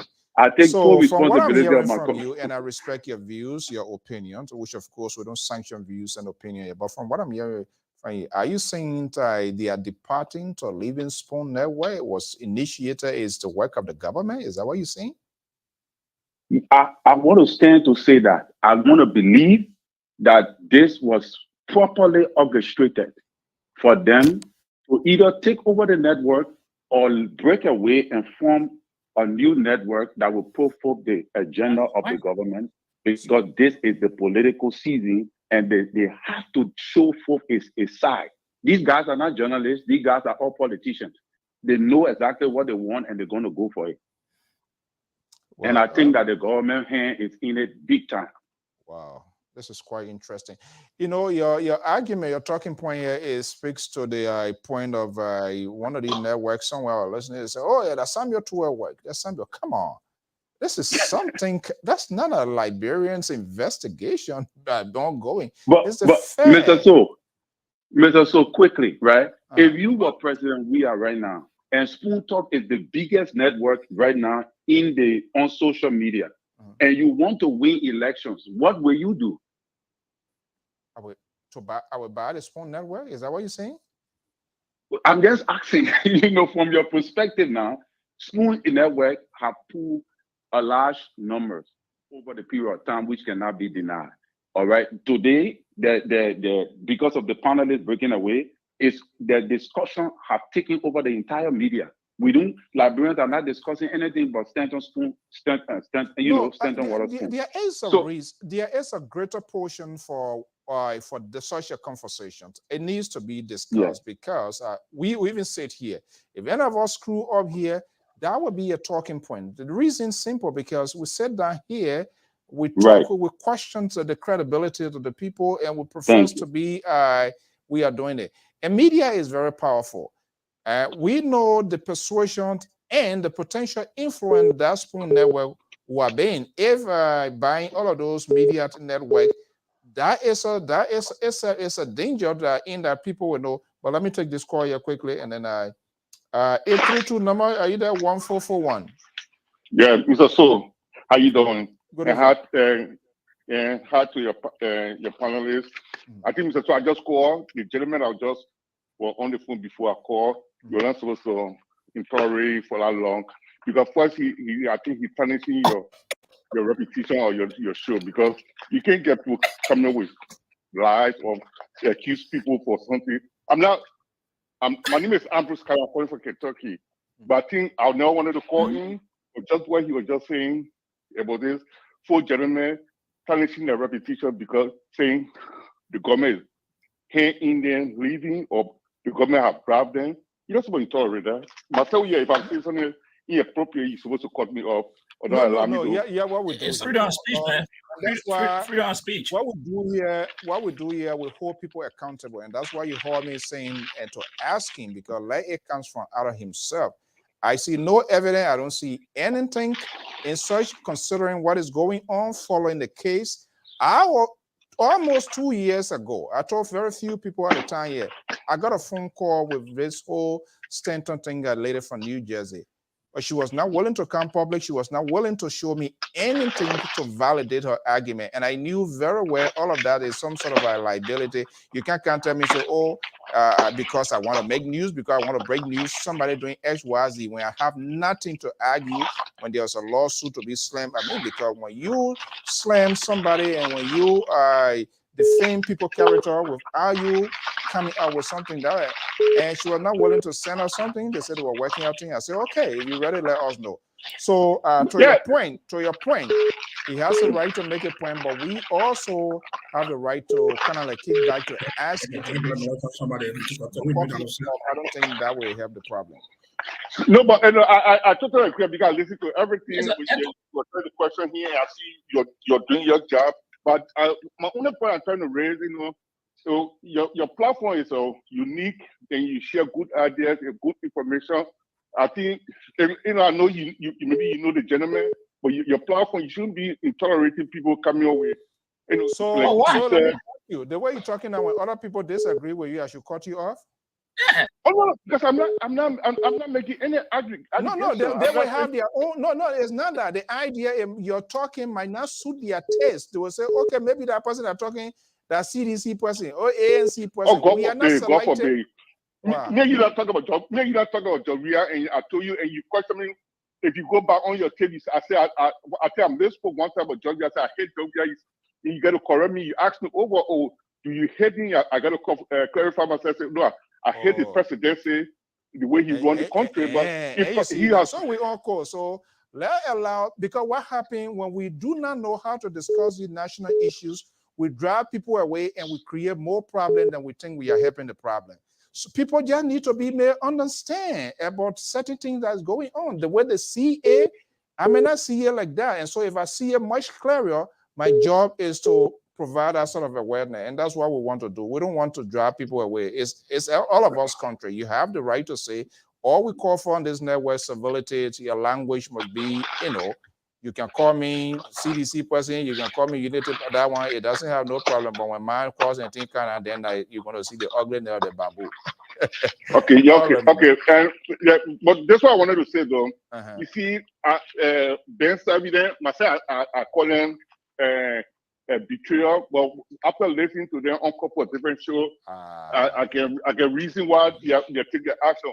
But I say that so cut that man off. I believe Cut the man off. Word of Stanton James or Stanton Kingdom that he did prison, because I know in a labyrinth is a labyrinth that it's not somebody that went to that school. You see, I think you apologize here tonight before you go. You didn't even investigate and you called them. Now you know now. So why you change from betrayal? On what basis you call them betrayal first?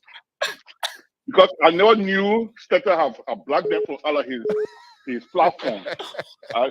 When they say, because you know, like you get other people with you. I don't like Stanton. Stanton say a lot of things that piss me off. So that when we talk about let's leave that. Let's leave that. Mr. So Lawrence Fowler is really trying hard to get through. Maybe Lawrence, if you can send me a he's in Europe, so I think he's I don't know. So what I wanted to say about them, because I'm of the belief, because they are when you interview them, they'll tell you, you have given a hint that this man had this baggage. And the way they interrogate other people or they castigate other people, they never had that boss or that mindset to interrogate or to even to make a statement on their own platform and say, oh, okay. We frown on that. They're supposed to talk about it. Even if there's something here, the panelists, other angle, they need to talk about it. And that's just been disproportionate to information sharing. Thank you so much. Thank you. Okay, 26203 number 9037. Are you there? What's his name? Lawrence. I don't know if you can send me your number. I will try to get it and call you. I know you're trying. I'm not sure what's going on. Go ahead. 203. Yeah. Hello. Yeah. Go ahead quickly. Let's hurry up. Let's do a quick now. We can make 1 minute each. And go ahead, Keta. And then 317. Hold on. So when I be taking Keta their phone number here, man. That Keta go sit down and rest. I was just enjoying myself listening, but people started to call and want to connect the Liberian government with the situation. What the mention CDC Keta will come on. And let me say something here. You got to be thinking very rationally, and you know when you come on this platform to talk. How is it that Liberian government we have a hand in this saga when the FBI were on the case for almost, I don't know how many, 5 years? Liberian government cannot dictate to the American government. What Stanton was doing here was wrong. Liberian government did not tell him to do what he did. The people on his platform. Allegedly. People on his platform that were chastising other people in our society, calling them criminals, calling them rapists, calling them rogue. The government should fire them, they should investigate them, they should go to court. I'm surprised at the ANC people that are on this platform, my brother Joker, that cannot even muster the courage to tell Dr. Francine, to get out of there. Because when one of the government officials Dr. Francine said that guy should not appear. Okay, Keto, hurry up now. Let's get to the other person. What is happening now? Keta get a link. I know. Why you can't come? Show your face. Mr. You cannot tell Francine to back off from our show. Yeah, okay. Enjoy. We are talking. And he left. Okay, thank you so much. Let me just. I will appreciate that. Okay, That's the entertainment to you. Okay, thank you so much. Let's go to, I believe, Idiana. Let's hear from you. Yeah, Mr. So, how you doing? Good. And your panelists. Yeah, welcome. I think my name is Prince Jacob from Indianapolis. I think the issue here is we Liberians, we like to rush into things. Then at the end of the day, then we find a different way out. When the whole thing started, people on social media, they just start carrying it. They don't know what was the cause. I'm not talking about Stanton. his legal issue. I'm talking about between he and his colleagues. But somehow we didn't know what was going on. People just start castigating the other guy. Oh, this what happened, this what happened, there, this and that, and we start playing all the songs. Now they are come out, going on a platform. And somehow we come back and we say, oh, we never knew that this was going on. So when something like that go on in the community, I think we just go relax and wait and get a fight before we start carrying our own gossip around. But we don't do that. And that now we listen to you, Yatini. And what you were saying that night, you were right. But people, immediately we hear something, we're not analyze, we're not wait to hear from both parties, we just go ahead and say what I want to say to please us. And this kind of thing, we need to stop it. But we also need to hear from Stanton. If at all is a so, I don't know if you have the opportunity, you can talk to Stanton, or maybe a lawyer can make at least one-on-one. So yeah, on the side, then we have to balance the story. What I do know, Stanton cannot speak as much as we want him or he himself. He can't say anything now. Mm-hmm. Right now, it's an investigation. Anything coming out there can be used against him. And we get out with it. So unless his lawyer authorizes him to do something, hopefully at some point at the end of the day, when everything's settled, who knows? When he agreed to accept our invitation, like the guy should have been here this evening, but there's a cancellation, and so we understand things happen. So, but one of these days, hopefully, he will be able to get out of a comfort zone. I would love to see that happening. Yeah, as for me, I will hold my peace, and until we can hear both sides, I'm not going to get into one side. Don't lie for that. Yes, I'm going to do that. So I follow you guys, and you guys do a great job. Thank you. Thank you. All right. Okay, 267 number 3278. Please hurry it up, and then I'll go to 507 before I go back to my guys for the closing argument. 267 number 3278. Are you there? Okay, airplane can blow home. 507-6257. Good evening. Yeah, how? Hello. Yeah, how are you? Yeah, I am Lasama Kamara from Minnesota. Okay, let's hear from you. Okay. What I understood in the panelist case, it should be different. The guys, to my belief, I'm not trying to judge them now, but what I'm looking at, they got the rush. The rush by coming out, because from my observation, the whole thing is about Fagon. The panelist doesn't want Fagon on that show. Is that what they said? They said it. Too many said it. They because Fagon talk too much. It's an intriguing element. So you see that as one of the factors. He said Fagon talk too much, and Ben Savi said Fagon is too loud. I think the constructor with the manager said, keep the guy on. Fagon is fire. What they wanted to do, what I believe, I'm not saying it is the truth. Right. What I believe in, they wanted to control the show to kick Fagon out. Because if you look at the left side, Fagon is coming with more stories concerning the government, and the government says is not prepared to fight Fagon on that level. The only thing is to silence him on the platform.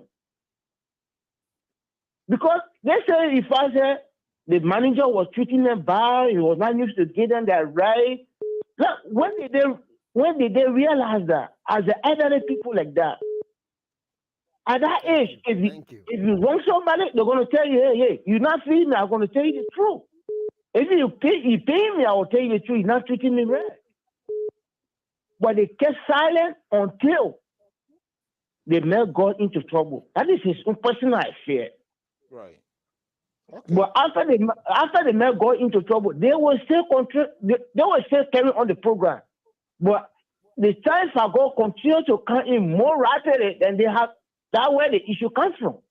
And if you look at Fagon's show, Fagon is so emotional towards the three guys because they try to step on him. I think I listened to him this evening. He's kind of like providing some sort of like consultation, asking Stanton to speak to his lawyer and his wife the possibility of responding to these. Yeah, because Fago is trying to fight his own case here. I should remain on the program because of I can say this, I know how to talk. And then I say, no, you're too loud. You not need to be on the program. We can call you in, but you can't be a permanent panelist on the program. Okay, thank you so much. That is my view. Thank you so much.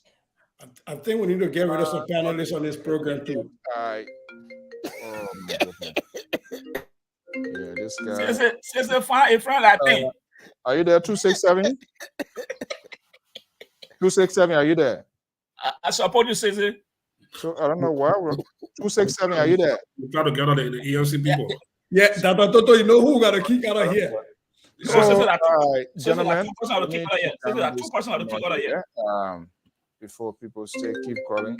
I don't know why wrong his number when you call. Then he's okay. Let me give you one more. Okay, let me see. Hello, caller, are you there? Yeah, Mr. So, good afternoon. Yeah, what wrong with your phone? You get virus? No. I was on mute every time. My man was talking about ANC virus. So I said, wait, I no can't get. No. that is broom. The air blowing too much. Man, nothing can pass by him. My goodness. Wow. If phones will go up, let you keep talking plenty. No, he get good. Yeah, go ahead, man. Yeah, Mr. So, thank you for the show, and I want to say thanks to the panelists. But my question goes to the ANC men that on the panelists. Oh my! You come and start trouble. We come and finish here. Don't come start trouble, yo. Yeah. Go ahead, G. I want to know about. I want you to give us the update on this on the 5K that got missing. One, and then two.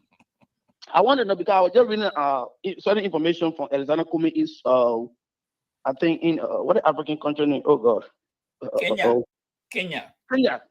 And he was talking about he was saying that in Kenya talking about creating jobs in Liberia. So I want to know what are the people in Kenya are the ones that are supposed to be voting for Cummings? Because you go sit down there to talk about creating jobs. I think you're going to be sitting in Liberia to talk about creating jobs, but you're in Kenya talking about creating jobs in Liberia. So can the brother explain that to us more? Thank you, Mr. So. And I get good. I can't talk go flower. What kind of language are about to go? You start here, so. But who is strong? So, yeah, man, in Kenya? Yeah, he was in Kenya. He went to Kenya. And that was an interview. The guy he was Louis Brown on the trip with him. He, Louis Brown, and come on, he was Louis Brown on the trip. He was in Kenya. And this gentleman was asking. So obviously, they know that he's running for president for Liberia. So this question will come forward. And the question on how you're going to do things. So my brother is not that when you're running for leadership, when you go out of the country, people will ask the question. Just how Ambassador Boakai come here, people will asking. Just out there, we're going to come and have a town hall, many people will ask them how they're going to do it. Answer your own question. That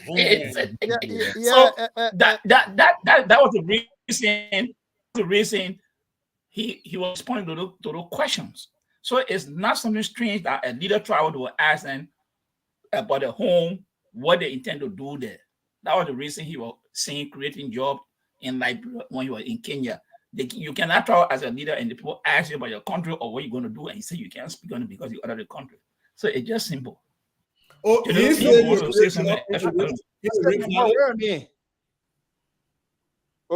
Mani listening, Mr. Lucini, wow. You see the way he answered, the way the guys, the way they trouble, oh man, the way he took his time to explain. I hope you must be calling every time. Maybe he will help to explain Kumi policy. They want no flour in it. My goodness. No flour. Last not getting this. Why are you calling my name? Call. It was a follow-up question. Dr. Toto. I'm saying, listen. They said Dr. Toto and Mr. So, they had tell me to be, and Koto, they had tell me to be someone forced on the show here. And I'm not forcing. Oh, you're not. If you quack like a duck and walks like a duck,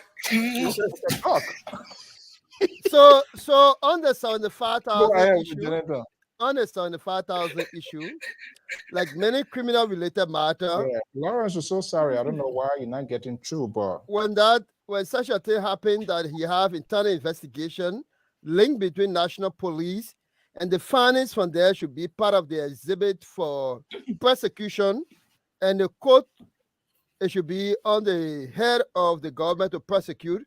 Those findings are channeled through those manner, are part of the pieces of evidence that should be adduced towards the process of the court litigation. And so, again, it is with the government, and the government will come up with a verdict, like they did in the case of Mr. Cummings, and say that it never had any further case, to push against Mr. Cummings given the allegation. So I just like you to be a little patient. And political leaders going to different terrain, maybe in other country, it does not restrict the journalists to ask you about your country. So to suggest that Mr. Cummings should have come back to Liberia and wait for the Liberian journalists to ask him before he talk about development issue in his country is probably he wants to borrow some of the good minds, some of the good ideas that he see happening in that country as part of his dream for his country. And that's why you're trying to communicate to the You're not world. talking about creating job at the port of Mombasa, eh? Eh? You're not talking about creating job at the port of Mombasa, eh? Yeah, generally when you come to America, they ask you about Liberia, baby. It cannot be that. It cannot be. Yeah, as I say, a judge that will come in to California and you were talking about Bridget Bene, it doesn't mean that you coming to Bay Bridge in San Francisco. So you are only talking about the things that are happening home to connect. And remember, Liberians are in Kenya. The caller had a good question. So, Me, I'm just having a follow-up on the question. I know. You're not talking about the Rift Valley job or the Port of Mombasa job and things like that. No, you're talking about Freeport. And the CTM.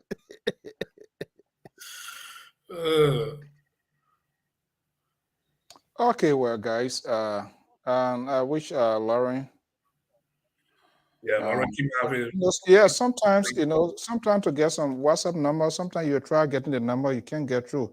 But that's it. Send it to your inbox, Mr. So. I think. Yeah, that's what I was trying to tell him to send it. I think he see it, but for some reason he's not getting it. Yeah, the guy you see there. Let me see what I. But why you trying to get a call? This spoon situation is becoming so interesting. Liberians, I just sometimes laugh. We are in a country that is called the mother of democracy, a country who cherishes the rule of law. This country has apprehended the. Who called your country mother of democracy? This country had. Since I'm coming, 1 minute. Let's speak history. You come. This country had tried its utmost best to hold people accountable within her geographical space, and even advise other countries about holding people accountable. This alleged person is already going through a litigation process. He has not agreed to being guilty, whatever the nature is. We are already concerned about we Liberians, and we have even forgotten those people that were sanctioned, that our own government has not shown courage, our own taxpayer money has been stolen, but other people are holding people accountable, and they will bring them to book, and if they are vindicated, they will be vindicated according to the law. So when I see some of us running, that Richardson can leave the platform and the entity, they are separate partners from the individual. Is that Lawrence? Okay. Oh, okay. Okay, yeah. Good morning. Go ahead. Good morning to you guys, the panelists on the show. Good morning. And good morning to our listening audience. Okay, let's hear you about it. At least thank God. I want to thank you guys for the platform, for maintaining the platform and maintaining the sanity of the platform. I would love to speak to the issue of the situation with the legislative branch of government. Okay, let's hear you. You know, most often we lament about the executive branch of government abusing her power. But in actuality, I think the legislative branch of government in our country is our problem. And until we can have that branch sanitized, Liberia will not be able to move forward. I say this because we've seen it. We saw it during the Madame Saliv administration, where she used cash violence on numerous occasions to have things done her way. She started setting bad precedents after the civil crisis. I cannot speak to Liberia before the civil crisis, but I can speak to Liberia's situation after the civil crisis because that was what I witnessed. She started setting the bad precedents. She got Tyler out with money, and yes, she got Snow out with money, yes. She influenced budgetary activities with money, yes. And that's a fact that some of you guys on the show are cognizant of. Now, after Madame Saliv, we are seeing it with this current administration. Everything that they do in the house, in the both houses, they use cash. And it's a bad thing that people who are elected to go and serve for the common good of the Liberian people will sell their integrity, will mortgage the right of the people for peanuts. That is the most powerful branch of government, the legislative branch of government, in terms of functionality. They have the right to cite the president. The president cannot fire a lawmaker. I was just going through something on one of the local media outlets, and I saw Yeke Koluba displaying, talking about the passage of the budget. And he said the section, they were not going to hold session because there were items in the national budget that the finance minister or the budget committee could not account for. If we could just continue in that line, a lot of things will go right in our country. I tell you, this government over the past 5 years have abused the national budget. If I just sit here today and try to scrutinize budgets of the past, you will see all of the ills. Some of us will go through them. We see them. But we just have to let it go because we are not in the place or the position to come up with these things or to make statements because we don't have the platform. But frankly speaking, it is sad. And Liberia is retrogressing on a daily basis. If we cannot get this right in 2023, I tell you, if we give that government another 6 years, we're going to go back another 20 years. It's going to be worse than the civil crisis. Look at what is happening. The economy is in total shambles. We need somebody to rescue that country. That is why the opposition bloc okay, quickly. needs... Quickly. Thank you so much being awake. This type of hour from Europe is, I believe, for the love of the country. We need somebody. We can't let people just roller skate here and go. Have you found a person? Well, even because it will seem like it's my choice, right? Mm-hmm. And it's based on what I've seen. Right. And I think the person for that job, preferably the first seat, is the former vice president. Ambassador Boyka. And I say this speaking to his character, speaking to his competence, speaking to his years of services, speaking to the tangibles that you can attribute to him. You're already accused by the Eddie Johnson government. They talk about the vice president. So yes, okay. You see, that's one of the opposition. If you were to ask you, what is the difference between Johnson and Ambassador Boyka? Ambassador Boyka serves as the argument. Right? It is not equivalent. It is not. Sorry, it is not equivalent to the presidency. I disagree on that. I will enjoy the color, but the color message. What you on equivalent in the sense that when the you are using the word if. You just use the word if. And all through the Saliv administration, you never saw anything of such from her. You saw a robust Ellen Johnson Saliv who took blame for $30 million that was squandered at no car. What was the ambassador on the blame? Do you know?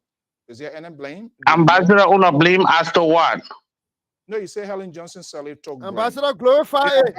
Also, Ambassador Boycott represented the government of Liberia on numerous occasions. Glorify it. Right? So, are you saying the blame of the president is distant from that of the blame of the vice president? Yes, greatly. It's almost like having a minister, like the Minister of Finance, comparing his functions with that of a civil servant, not even a director, but some janitor or janitorial staff at the Ministry of Finance. That is it. Do you know of anything where Ambassador? No, that is the gap between the presidency and the vice presidency. No, that put our corner to a hot. You can't let him run to that thing that he did. No, I mean, yes. Yeah, if you gave me chance or give me the platform, I will justify everything that. Okay, hold on 1 second. You want to bring Janitor to the president? You want to bring the janitor to the... I just need to know what the vice president, vice president ever disagree with the president in terms of policy you know about? Probably he did not come up to the media or to any media outlet. He wasn't vocal, but I can tell you for sure in his actions and deeds, they were clear. Probably he wasn't. What? Which action? Almost 18 years? Yes, I can say that. The only time the vice president spoke about him not being fully utilized was during the campaigning process, the 2017 campaigning process, that he spoke of him being a race car. Now, he used figurative language, and we all understand that. He talked about himself being a race car. That means with his capacity, his level of intelligence, competence, and education, and he wasn't being utilized to the fullest. So if given the opportunity to serve at the helm of government, he will be able to function as Joseph Newman Parker, not as a vice president to Helen Johnson Sirleaf, who you and myself know fully well that you cannot override her decisions. There's a lady that everything she wanted in life, she got it by whatever means. No, okay. So the United Party, they were? No. But Joseph Walker says to you, right? You and myself, probably maybe they interacted, but you could clearly see from whenever they appear, even with the electionary process in 2017, my brother, there is no way this president, this vice president, and this president will be on the same plate or will be on the same track. And then she will not support this vice president to continue her beautiful legacy that she claimed that she left. For some of us who know that all of her policy makings and policy machineries, they were absolutely a thing of failure because policies are not implementing them. They cannot say anyone's a failure. This man cannot say anyone's a failure. Hello? Yeah, anybody want to say something? Yes. I want to say something quickly. Yeah. Which part of that break out from? Yeah. Which part of that break out from? Which part of that come from? Yeah, hey, God. Let's not dwell upon that. Let's speak to the issue, right? No, it is not about where I come from. It's about the issue. If you want us to have a simple conversation, let's not be sentimental here. I never supported the Unity Party government. I never benefited anything from the Unity Party government. But I'm telling you. Anybody get any question there? So we'll I got a question for me. I got a comment. Yeah, do it this way here. They are our callers. They expressing their views. They expressing their opinion. Do we agree with it? Absolutely not. But we have to give them a chance. That's how they feel. The ANC people fair because they make take. No, I'm not vexed. You see, my problem here is that Mr. Caller, my problem here is that. Jennifer, what your question? Let's do it one at a time. My question here will be directed in the form. This may claim that the Unity Party government, that JMB served as vice president, second man in command. He said that the government is a failure. How do you appraise the vice president out of that failure? Okay, hold on 1 second. Pa George, do you have a question? Yeah, let me just phrase it this way.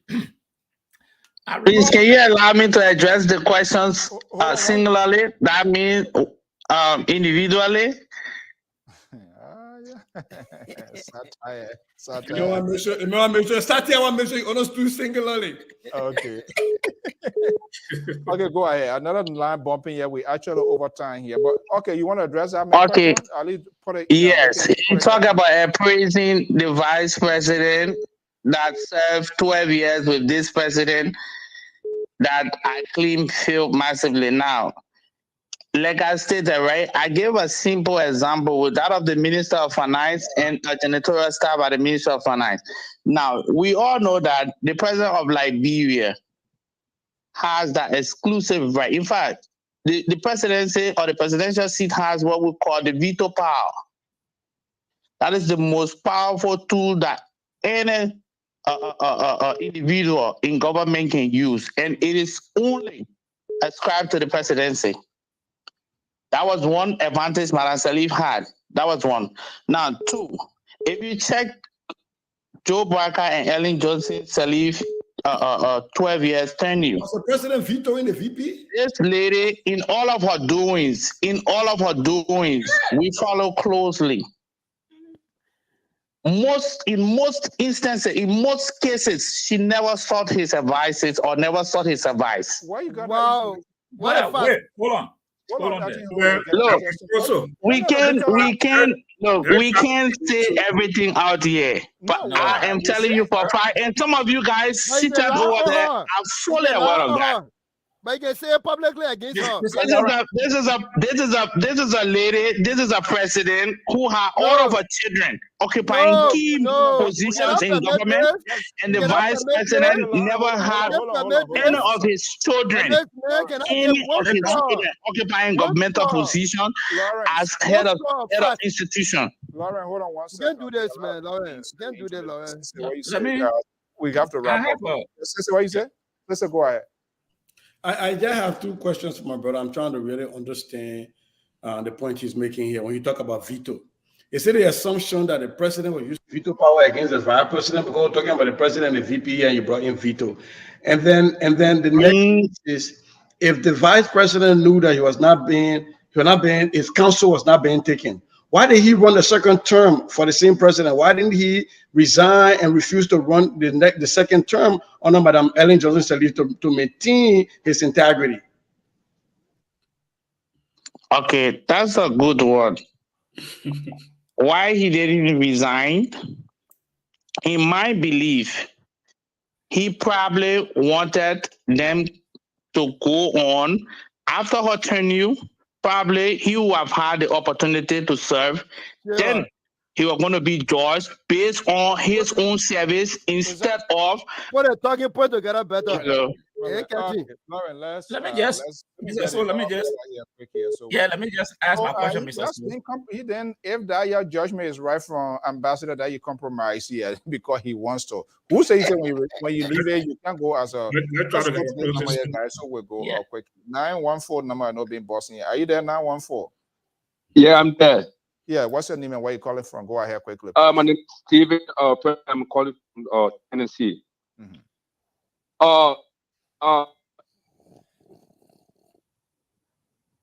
Yeah, go ahead. Yeah, what I'm gonna say is that when that calls on the show is her own opinion.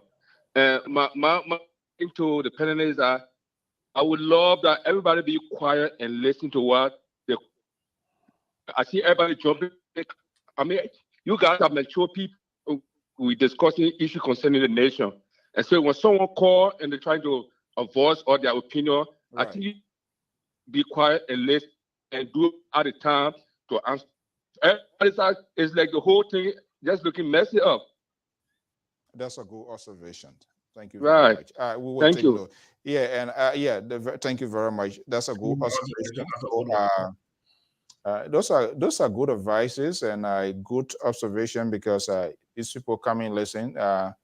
In Alma, we want to hold people, but we must also give them the opportunity to express, to make their voices, their views air, and where we see it to be fixed, we can be gone. But thank you so much. I think we will improve on that. You're welcome. All right. Thank God bless you guys, man. You're continuing the good work. Yeah, I really appreciate that. We'll improve on that. Everybody try to protect their own area, so sometimes it's sort of emotion and kick in. But the way it's started with the ANC people that created a problem here. Gentlemen, I think the night has gone too long. Yeah. Let's get ready to go because they already. Hey man, that lady wanted to ask a question to the ANC. Please pick up. Yeah, you said somebody to call. I see about she been commenting. So you the producer now. Are you there? Cesar is the producer. Yes, I'm here. Okay, all right, folks. Let's listen. I think somebody just provided a tutorial for us here. Good evening. What's your name and where are you calling from? Hi, Mr. So. Hi, everyone. This is Tim Bonge. I just have a quick question. Okay. For whom? Who is it going to? The ANC panelists for, I'm not sure what the right word to use for them, since they didn't want to tell Mr. Cummings. Mr. Cummings is known, or as he's being sold to the Liberian people, as this very clean person that has worked in corporate America, and he's the best man for the job. Now, a quick disclaimer, I'm not a member of any political party. I don't support anybody right now because nobody paid me. When they pay me, I will support them. So nobody hold me responsible and say I'm speaking for somebody. Back to my question. Mr. Cummings is being sold as this person who has worked in corporate America. We all know in this country, when you get up to a certain level, you have done well. I do appreciate him. I'm proud of him for a Liberian to get up to that level. However, my questions are, one, is Mr. Cummings an American? Because it can be said, even though he denies it, but for the record, I just want to have the panelists on the record, right? It can be said that before you reach to a certain level in this country, you must be a part of the system. And we all know what that means. Now, number two, is there any benchmark that Mr. Cummings set in Coca-Cola that he can point to and say, that's my baby? For example, before I came to the United States, I was working at Freeport with the corporate security coordinator office. And I did come up with a whole booklet of policies and procedures. So that's my baby. What is Mr. Cummings' benchmark? Number three, do you think Mr. Cummings is responsible partly for the suffering of the Liberian people today because he literally did not act as a leader in 2017 and make a decision to send his organization in the right direction, and he just left them like the shepherd leaving the sheep to just go about and do whatever they want to do? Thank you. You're going to make this guy going to have a nightmare. What is nightmare? No nightmare. No, that is just that you want, Mr. So. Let me take it. Let's listen quietly. Jonathan, go first if you want to go first. Or you want to have a meeting on that? Who going first? No, he ain't about to toss the coin.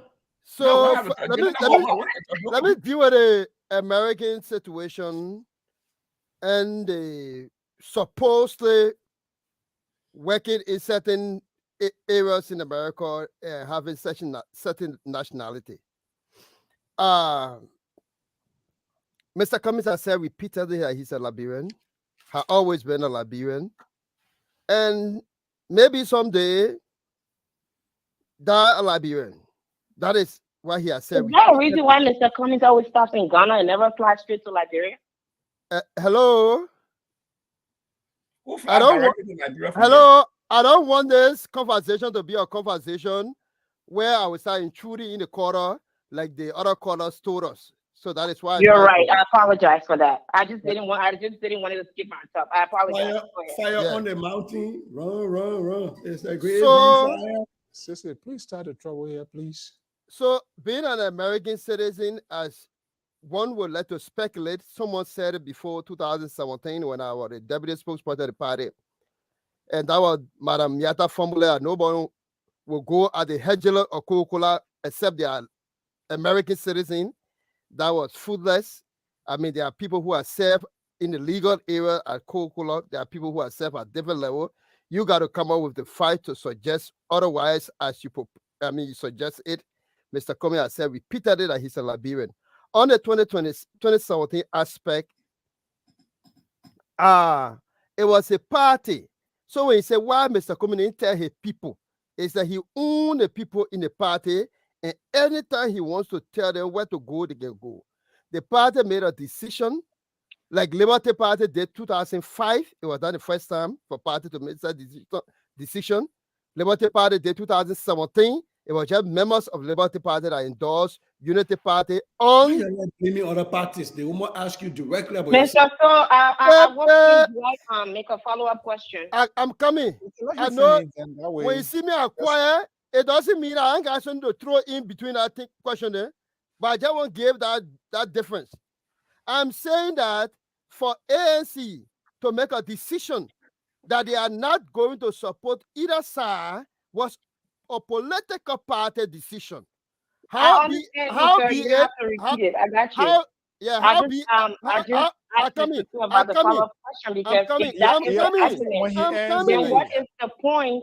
What is the point before you even finish that? What is the point of Mr. Cummings trying to be a president when he cannot even serve as a leader for his party to direct them in the right path?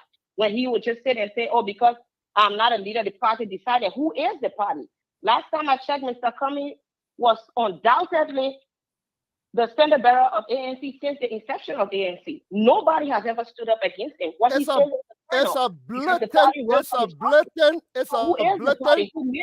diabolical.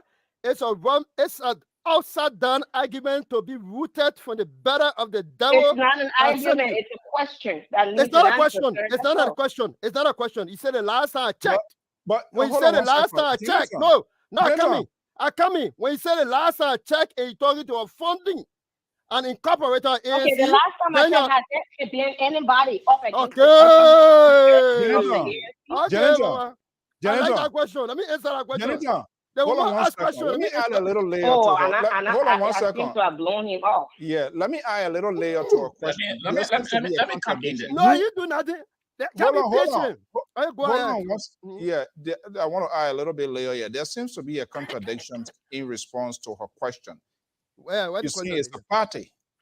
But he was the same coming here. He said he told his party members to go ahead and make a decision. So who is telling us? Okay. I come in. So how will the same party allow him to take a decision and then in turn telling the party members to go whatever ways they want to go? Excuse me 1 minute. Let us disturb the audience here begging you. When in a democracy, when you say the party should make decision, which it is majoritarianism, which is a word I would define, it means that it will become an agenda issue. The party will discuss it. The party will vote on it. There will be record made for it. So when you say that the party will make a decision, does it mean that Mr. Cummings just direct the point and say, do this and do someone do it? Is that how party function? You're confusing us. I'm not confusing you. Cummings told us here. Mr. So, I'm sorry for the interruption. Let me tell you I don't seem to be getting anywhere with this. The answer to my question. You are not getting anywhere because your question is rooted in deception. You cannot come and say. Thank you so much. Since you have known the ANC, you have Mr. Cummings external bill for its inception. It is wrong. Okay, well, guys, it is irrational. It's almost 10:30. ANC give me the formation 2013. I'm a phony member of ANC. The boy engine on against that, bro. The boy engine was I'm trying to engine off. We had to go. Yeah, it's 10:30, right? Normally we here up to 10 o'clock. We have gone extra 30 minutes here. But I think that is a question here. Hopefully, maybe I have the opportunity for us to meet Mr. Cummings. You say you are going to have him here. So what happened with our conversations here, Doraka? Mr. So, when the last time Mr. Cummings was here? The last time I hosted him, that almost 2 years ago. Yeah, No. and he had been making rounds. I think the last time you hosted him again, I had 2 years. It was just December. You hosted Mr. Cummings December for Sacramento. Who? So you hosted Mr. Ellis Cummings. I hosted him. We carry the program, we didn't hosting. To your program, we relay the program. We cover the program, we didn't hosting. Wow. But that's not hosting. Make your closing statement. Let's go home. Because a lot of time, Bongi really like kind I of said, go over here this evening. Yeah, like let's I what's said, the final Mr. 1 Cummings minute will- each. Let's do it, please. Quickly, 1 minute. Mr. Cummings will definitely come on the platform. It's just because of scheduling, and we'll make sure we work on it because that's how we get our messages out through independent media like your station and other several platforms. But I'd just like to say that we have discussed too many different issues, and I maintain the composure that the budget passage is a responsibility of the legislature. Our legislature should be held responsible, be it which political party you come from. It is not just about party business. It is a driving tool that defines our economy. And for us to just be passing the manner and form that it can be passed, it is not helpful to us. That is why we want to take the 2023 that all of us believe in to set an example with a leader that has a tune, that has a record, that can tell his own lawmakers that, hey, this is wrong. You might partisan, but this one is completely wrong. Even though there will be no action taken in terms of whether you can remove them, not remove them, but at least you register your voice that it was wrong. We hope that many leaders can come up to be able to say such a thing. But a legislator that does not have better bathroom, a legislator that does not have website, I'm wondering how one is thinking that an individual in that legislature going to transform the narrative of that legislature. John, thank you so much. George, let's keep it to the point. Let me say this briefly, just quickly. Mr. Cummings is a Liberian. And if anybody feels that Mr. Cummings is now a Liberian, that he cannot run for president, they have the right to take it to court. Just simple. As far as I'm concerned, he's a Liberian. And if anybody has a reservation about it, they can go to the court. The court will provide remedy to that issue. Now, the issue, I don't know, my sister, when last she flew directly from wherever she is to Liberia directly, I don't know about that. Because I know the route I go from Brussels, either to Ghana, or from Morocco to Ghana, then to Liberia. So if that is a crime, then of course you can go and see remedy to that. But I know from where I sit in America, nobody fly directly to Liberia. If that happened recently, she can tell me. But I know it's not happening. So the question is, Mr. Ellie flying to Ghana before going to Liberia? Maybe if there's other flight that she know that can go directly to Liberia, then I'll ask her to recommend that airline to me so I can buy my ticket to go directly from Atlanta to Monrovia. So, Dr. Toto? That's the issue. So the issue, let me just go. So here's the thing here. And I'm willing, please get in touch with the four guys.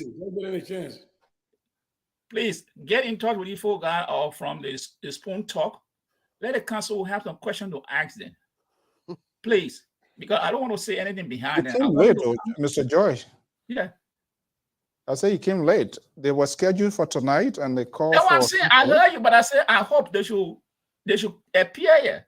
I hope that they should come so we can have a conversation about we'll look out. Yeah. So, yeah, we're getting a lot of information. Yeah, when the way the fire was coming on the mountain, I had to put glasses on my face. No, man. Okay,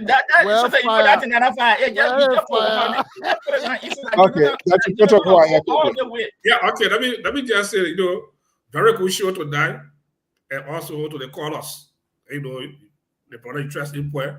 And let me just run a quick apology to Emmanuel. But I said, when you came Lawrence. Lawrence, rather, I didn't be to be said there to just share some funds. But I didn't really be to be personal to him. Let me just, if you take it away, let me just apologize to him. But for the initial stage of the show, we all front on the same issue.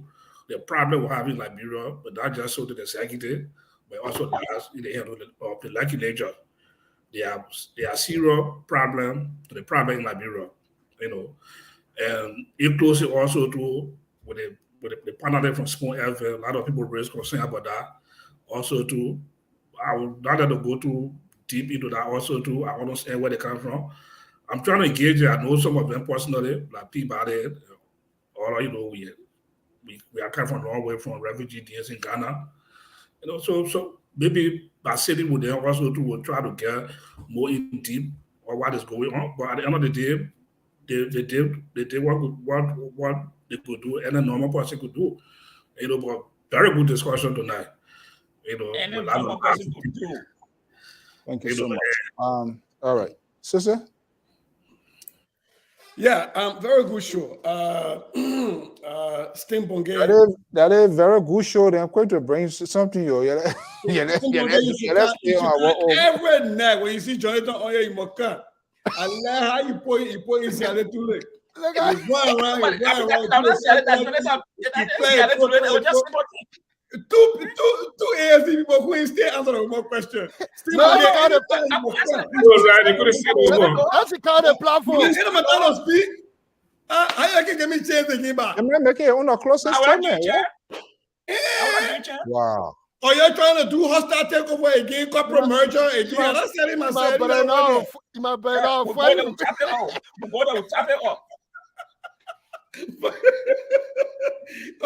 Say I see the people were to fight me on every time. Nothing about ASC Benin. I leave it with Steampunge. What I'm going to talk about, however, is the issue on the Spoon Talk stuff. Look, I really don't at this point have to hear Stanton. There is enough information out there from the mouth of the 4 bare hand eaters. The men who felt that they were eating with spoon, the spoon are not going, now they got to wash their hand and eat. They themselves have put enough stuff in the ethos that we can look at and make some analysis on. I don't care at this point about, because it has nothing to do with the indictment of Stanton Witherspoon. I cannot blame the CDC government for anything, and I agree 100% with Jonathan, with Keter, that this is not anything that has to do with the government. This is just a way of trying to defray stuff. These 4 grown men, educated men, have to tell the people, define their relationship with Spoon. Were they employees when Spoon, when that man was giving them money and flying them around that they have to account for on their W-2s? Were they independent contractors that got 1099? How were they reporting the money that man was giving them? How were they reporting all of these gifts with flying around and being in hotel rooms? How? Were they shareholders? You run the away. Well, hold on. Were they shareholders? Were they receiving dividends and corporate earnings statement? Or were they there friends with benefits? For me, I don't want to come and discuss stuff here if they cannot define for us what was their relationship to the network. Beyond that, I ain't got nothing to talk about that thing. That buy your play. I'm not going to elevate it. And then for a grown man to be calling another person's husband, spouse, to try to talk to them about getting off a platform to be in solidarity with them, that is disrespectful. So that's why I say, man, I hold my peace and let it come. You're not holding your peace. You're not holding your peace. Look, I mean, those guys, I know them, they're going to come. We know the kind of conversation that we keep here. So they are coming. And like I said, they're not coming to go into Lions Den. They are not going on trial. There's no going to be no jury here to kind of like render a decision. The IRS will be watching to see how they claim those money on their taxes. The post-second can take heat. So well, guys, we're going to draw the curtain down this evening. I want to thank all of you so much. Please. Maybe hopefully, Jonathan, in the next season, you answered Bangit questions. And I think that was that question there, it was some kind of way. That question, the good thing about that question, it's good that should be on the platform. I think Mr. Cummings can be the proper person. Guys, we're not going to relegate this conversation. Thank you so much. Have a pleasant. That's a very good question. Thank you so much. Have a pleasant evening. Bye-bye. Okay. Well, folks, I'm Alfonso Z, and sort of the Liberia Public Radio and LPR-TV. Seeing a friend and brother here, Mr. Bashir, Daniel, chilling with us. I'm not sure whether he's in Liberia or Ghana right now. Daniel, Big D, good morning, whatever you are. Thank you so much for sharing your evening with us. Hey, look, Lawrence, and on behalf of the network, our sincere apologies. I think we just went over the top. It shouldn't have happened, and I can assure you we're going to improve on that. LPR, we do not sanction voices here. We allow everybody to express their views and their opinion, but equally they are held accountable. And you are very tolerant and patient in answering some of our questions here. So please do not allow this one incident to drive you away. This network is a network, and that's why we are Liberia Public Radio. All voices, no one. We intend to leave no one behind. To all our callers and those that have been tweeting, the exchange, the interaction, it's very much fascinating, rewarding. Usually after this program, trust me, I go back to review, to read every comment because it's a good learning lesson. You know the reactions, you know the responses from your viewers, some of the things that they are concerned with, and that's exactly what we need to do. We need to exercise political tolerance, not just under the politicians. We as a facilitator, even the followers, the onliners also need to exercise that political tolerance. It is the paved way to safer conversations. We should not shove things in the throat of people. Until we can allow people to express their views, their opinion, and that's what the civilized men say conference, to sit around the table and sort out the differences using persuasive method. This is what we want to call our politicians to do. And if we are calling on people to do that, we should exhibit that as well. So Lawrence, I would sincere apologies. That's what happened when you have people who are politically mind-driven. All of these people, they try to protect their political interest. And so once you call their people name, oh boy, their brain, their cholesterol and blood pressure goes over the roof. But we can assure you that in subsequent time to come, we will improve. This usually don't happen here. We will improve on that, and we will make sure and take every step that I will respect those that come here, take up their time, morning, evenings, afternoon, depending on your locations. Their voices are heard, whether by callings or their comments. Only thing we retain is maintain civility at all times. What we hope the guys from our sister network, they were a lot of time for us, and we're going to have them here. Until then, it's 10:41 p.m. Eastern Standard Time right here. I am Alfonso Z, and so thank you so much. Let's keep the conversations of our country going. It is a sovereign nation, diverse society. The country is polarized politically. It's heavily divided because everybody tries to protect his or her own little alligator, unknowingly they are right. That's the situation we have. We have to deal with it. Have a pleasant evening. Let me send you in the southeastern side of Liberia with this beautiful traditional song. I say I'm a traditionalist. Have a pleasant evening. Bye-bye.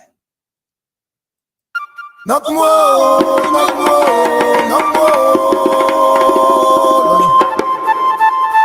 Not more, not more, not more. Not more, everywhere with you. Not more, not more, not more.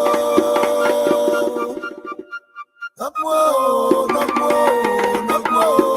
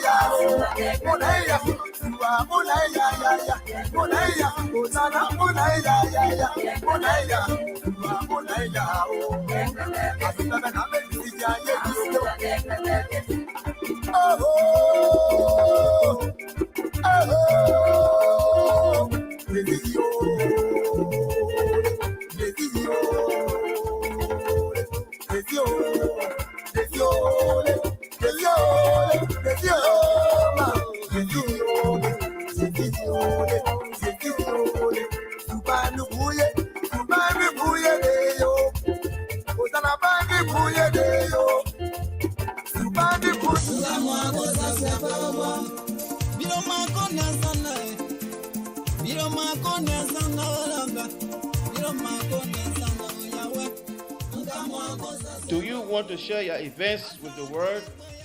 Why not contact us? We are Liberia Public Radio, LPR. We are the specialists in advertisements, commercials, radio and TV services. We have the professionals that can help you sell your products and provide live coverage of all events, such as weddings, conventions, graduations, reunions, anniversaries, sports, birthdays, baby showers, religious activities, funerals, and many more. Take your phone right now and call any of the following numbers: 682-433-8802, 267-648-6089, 484-786-3.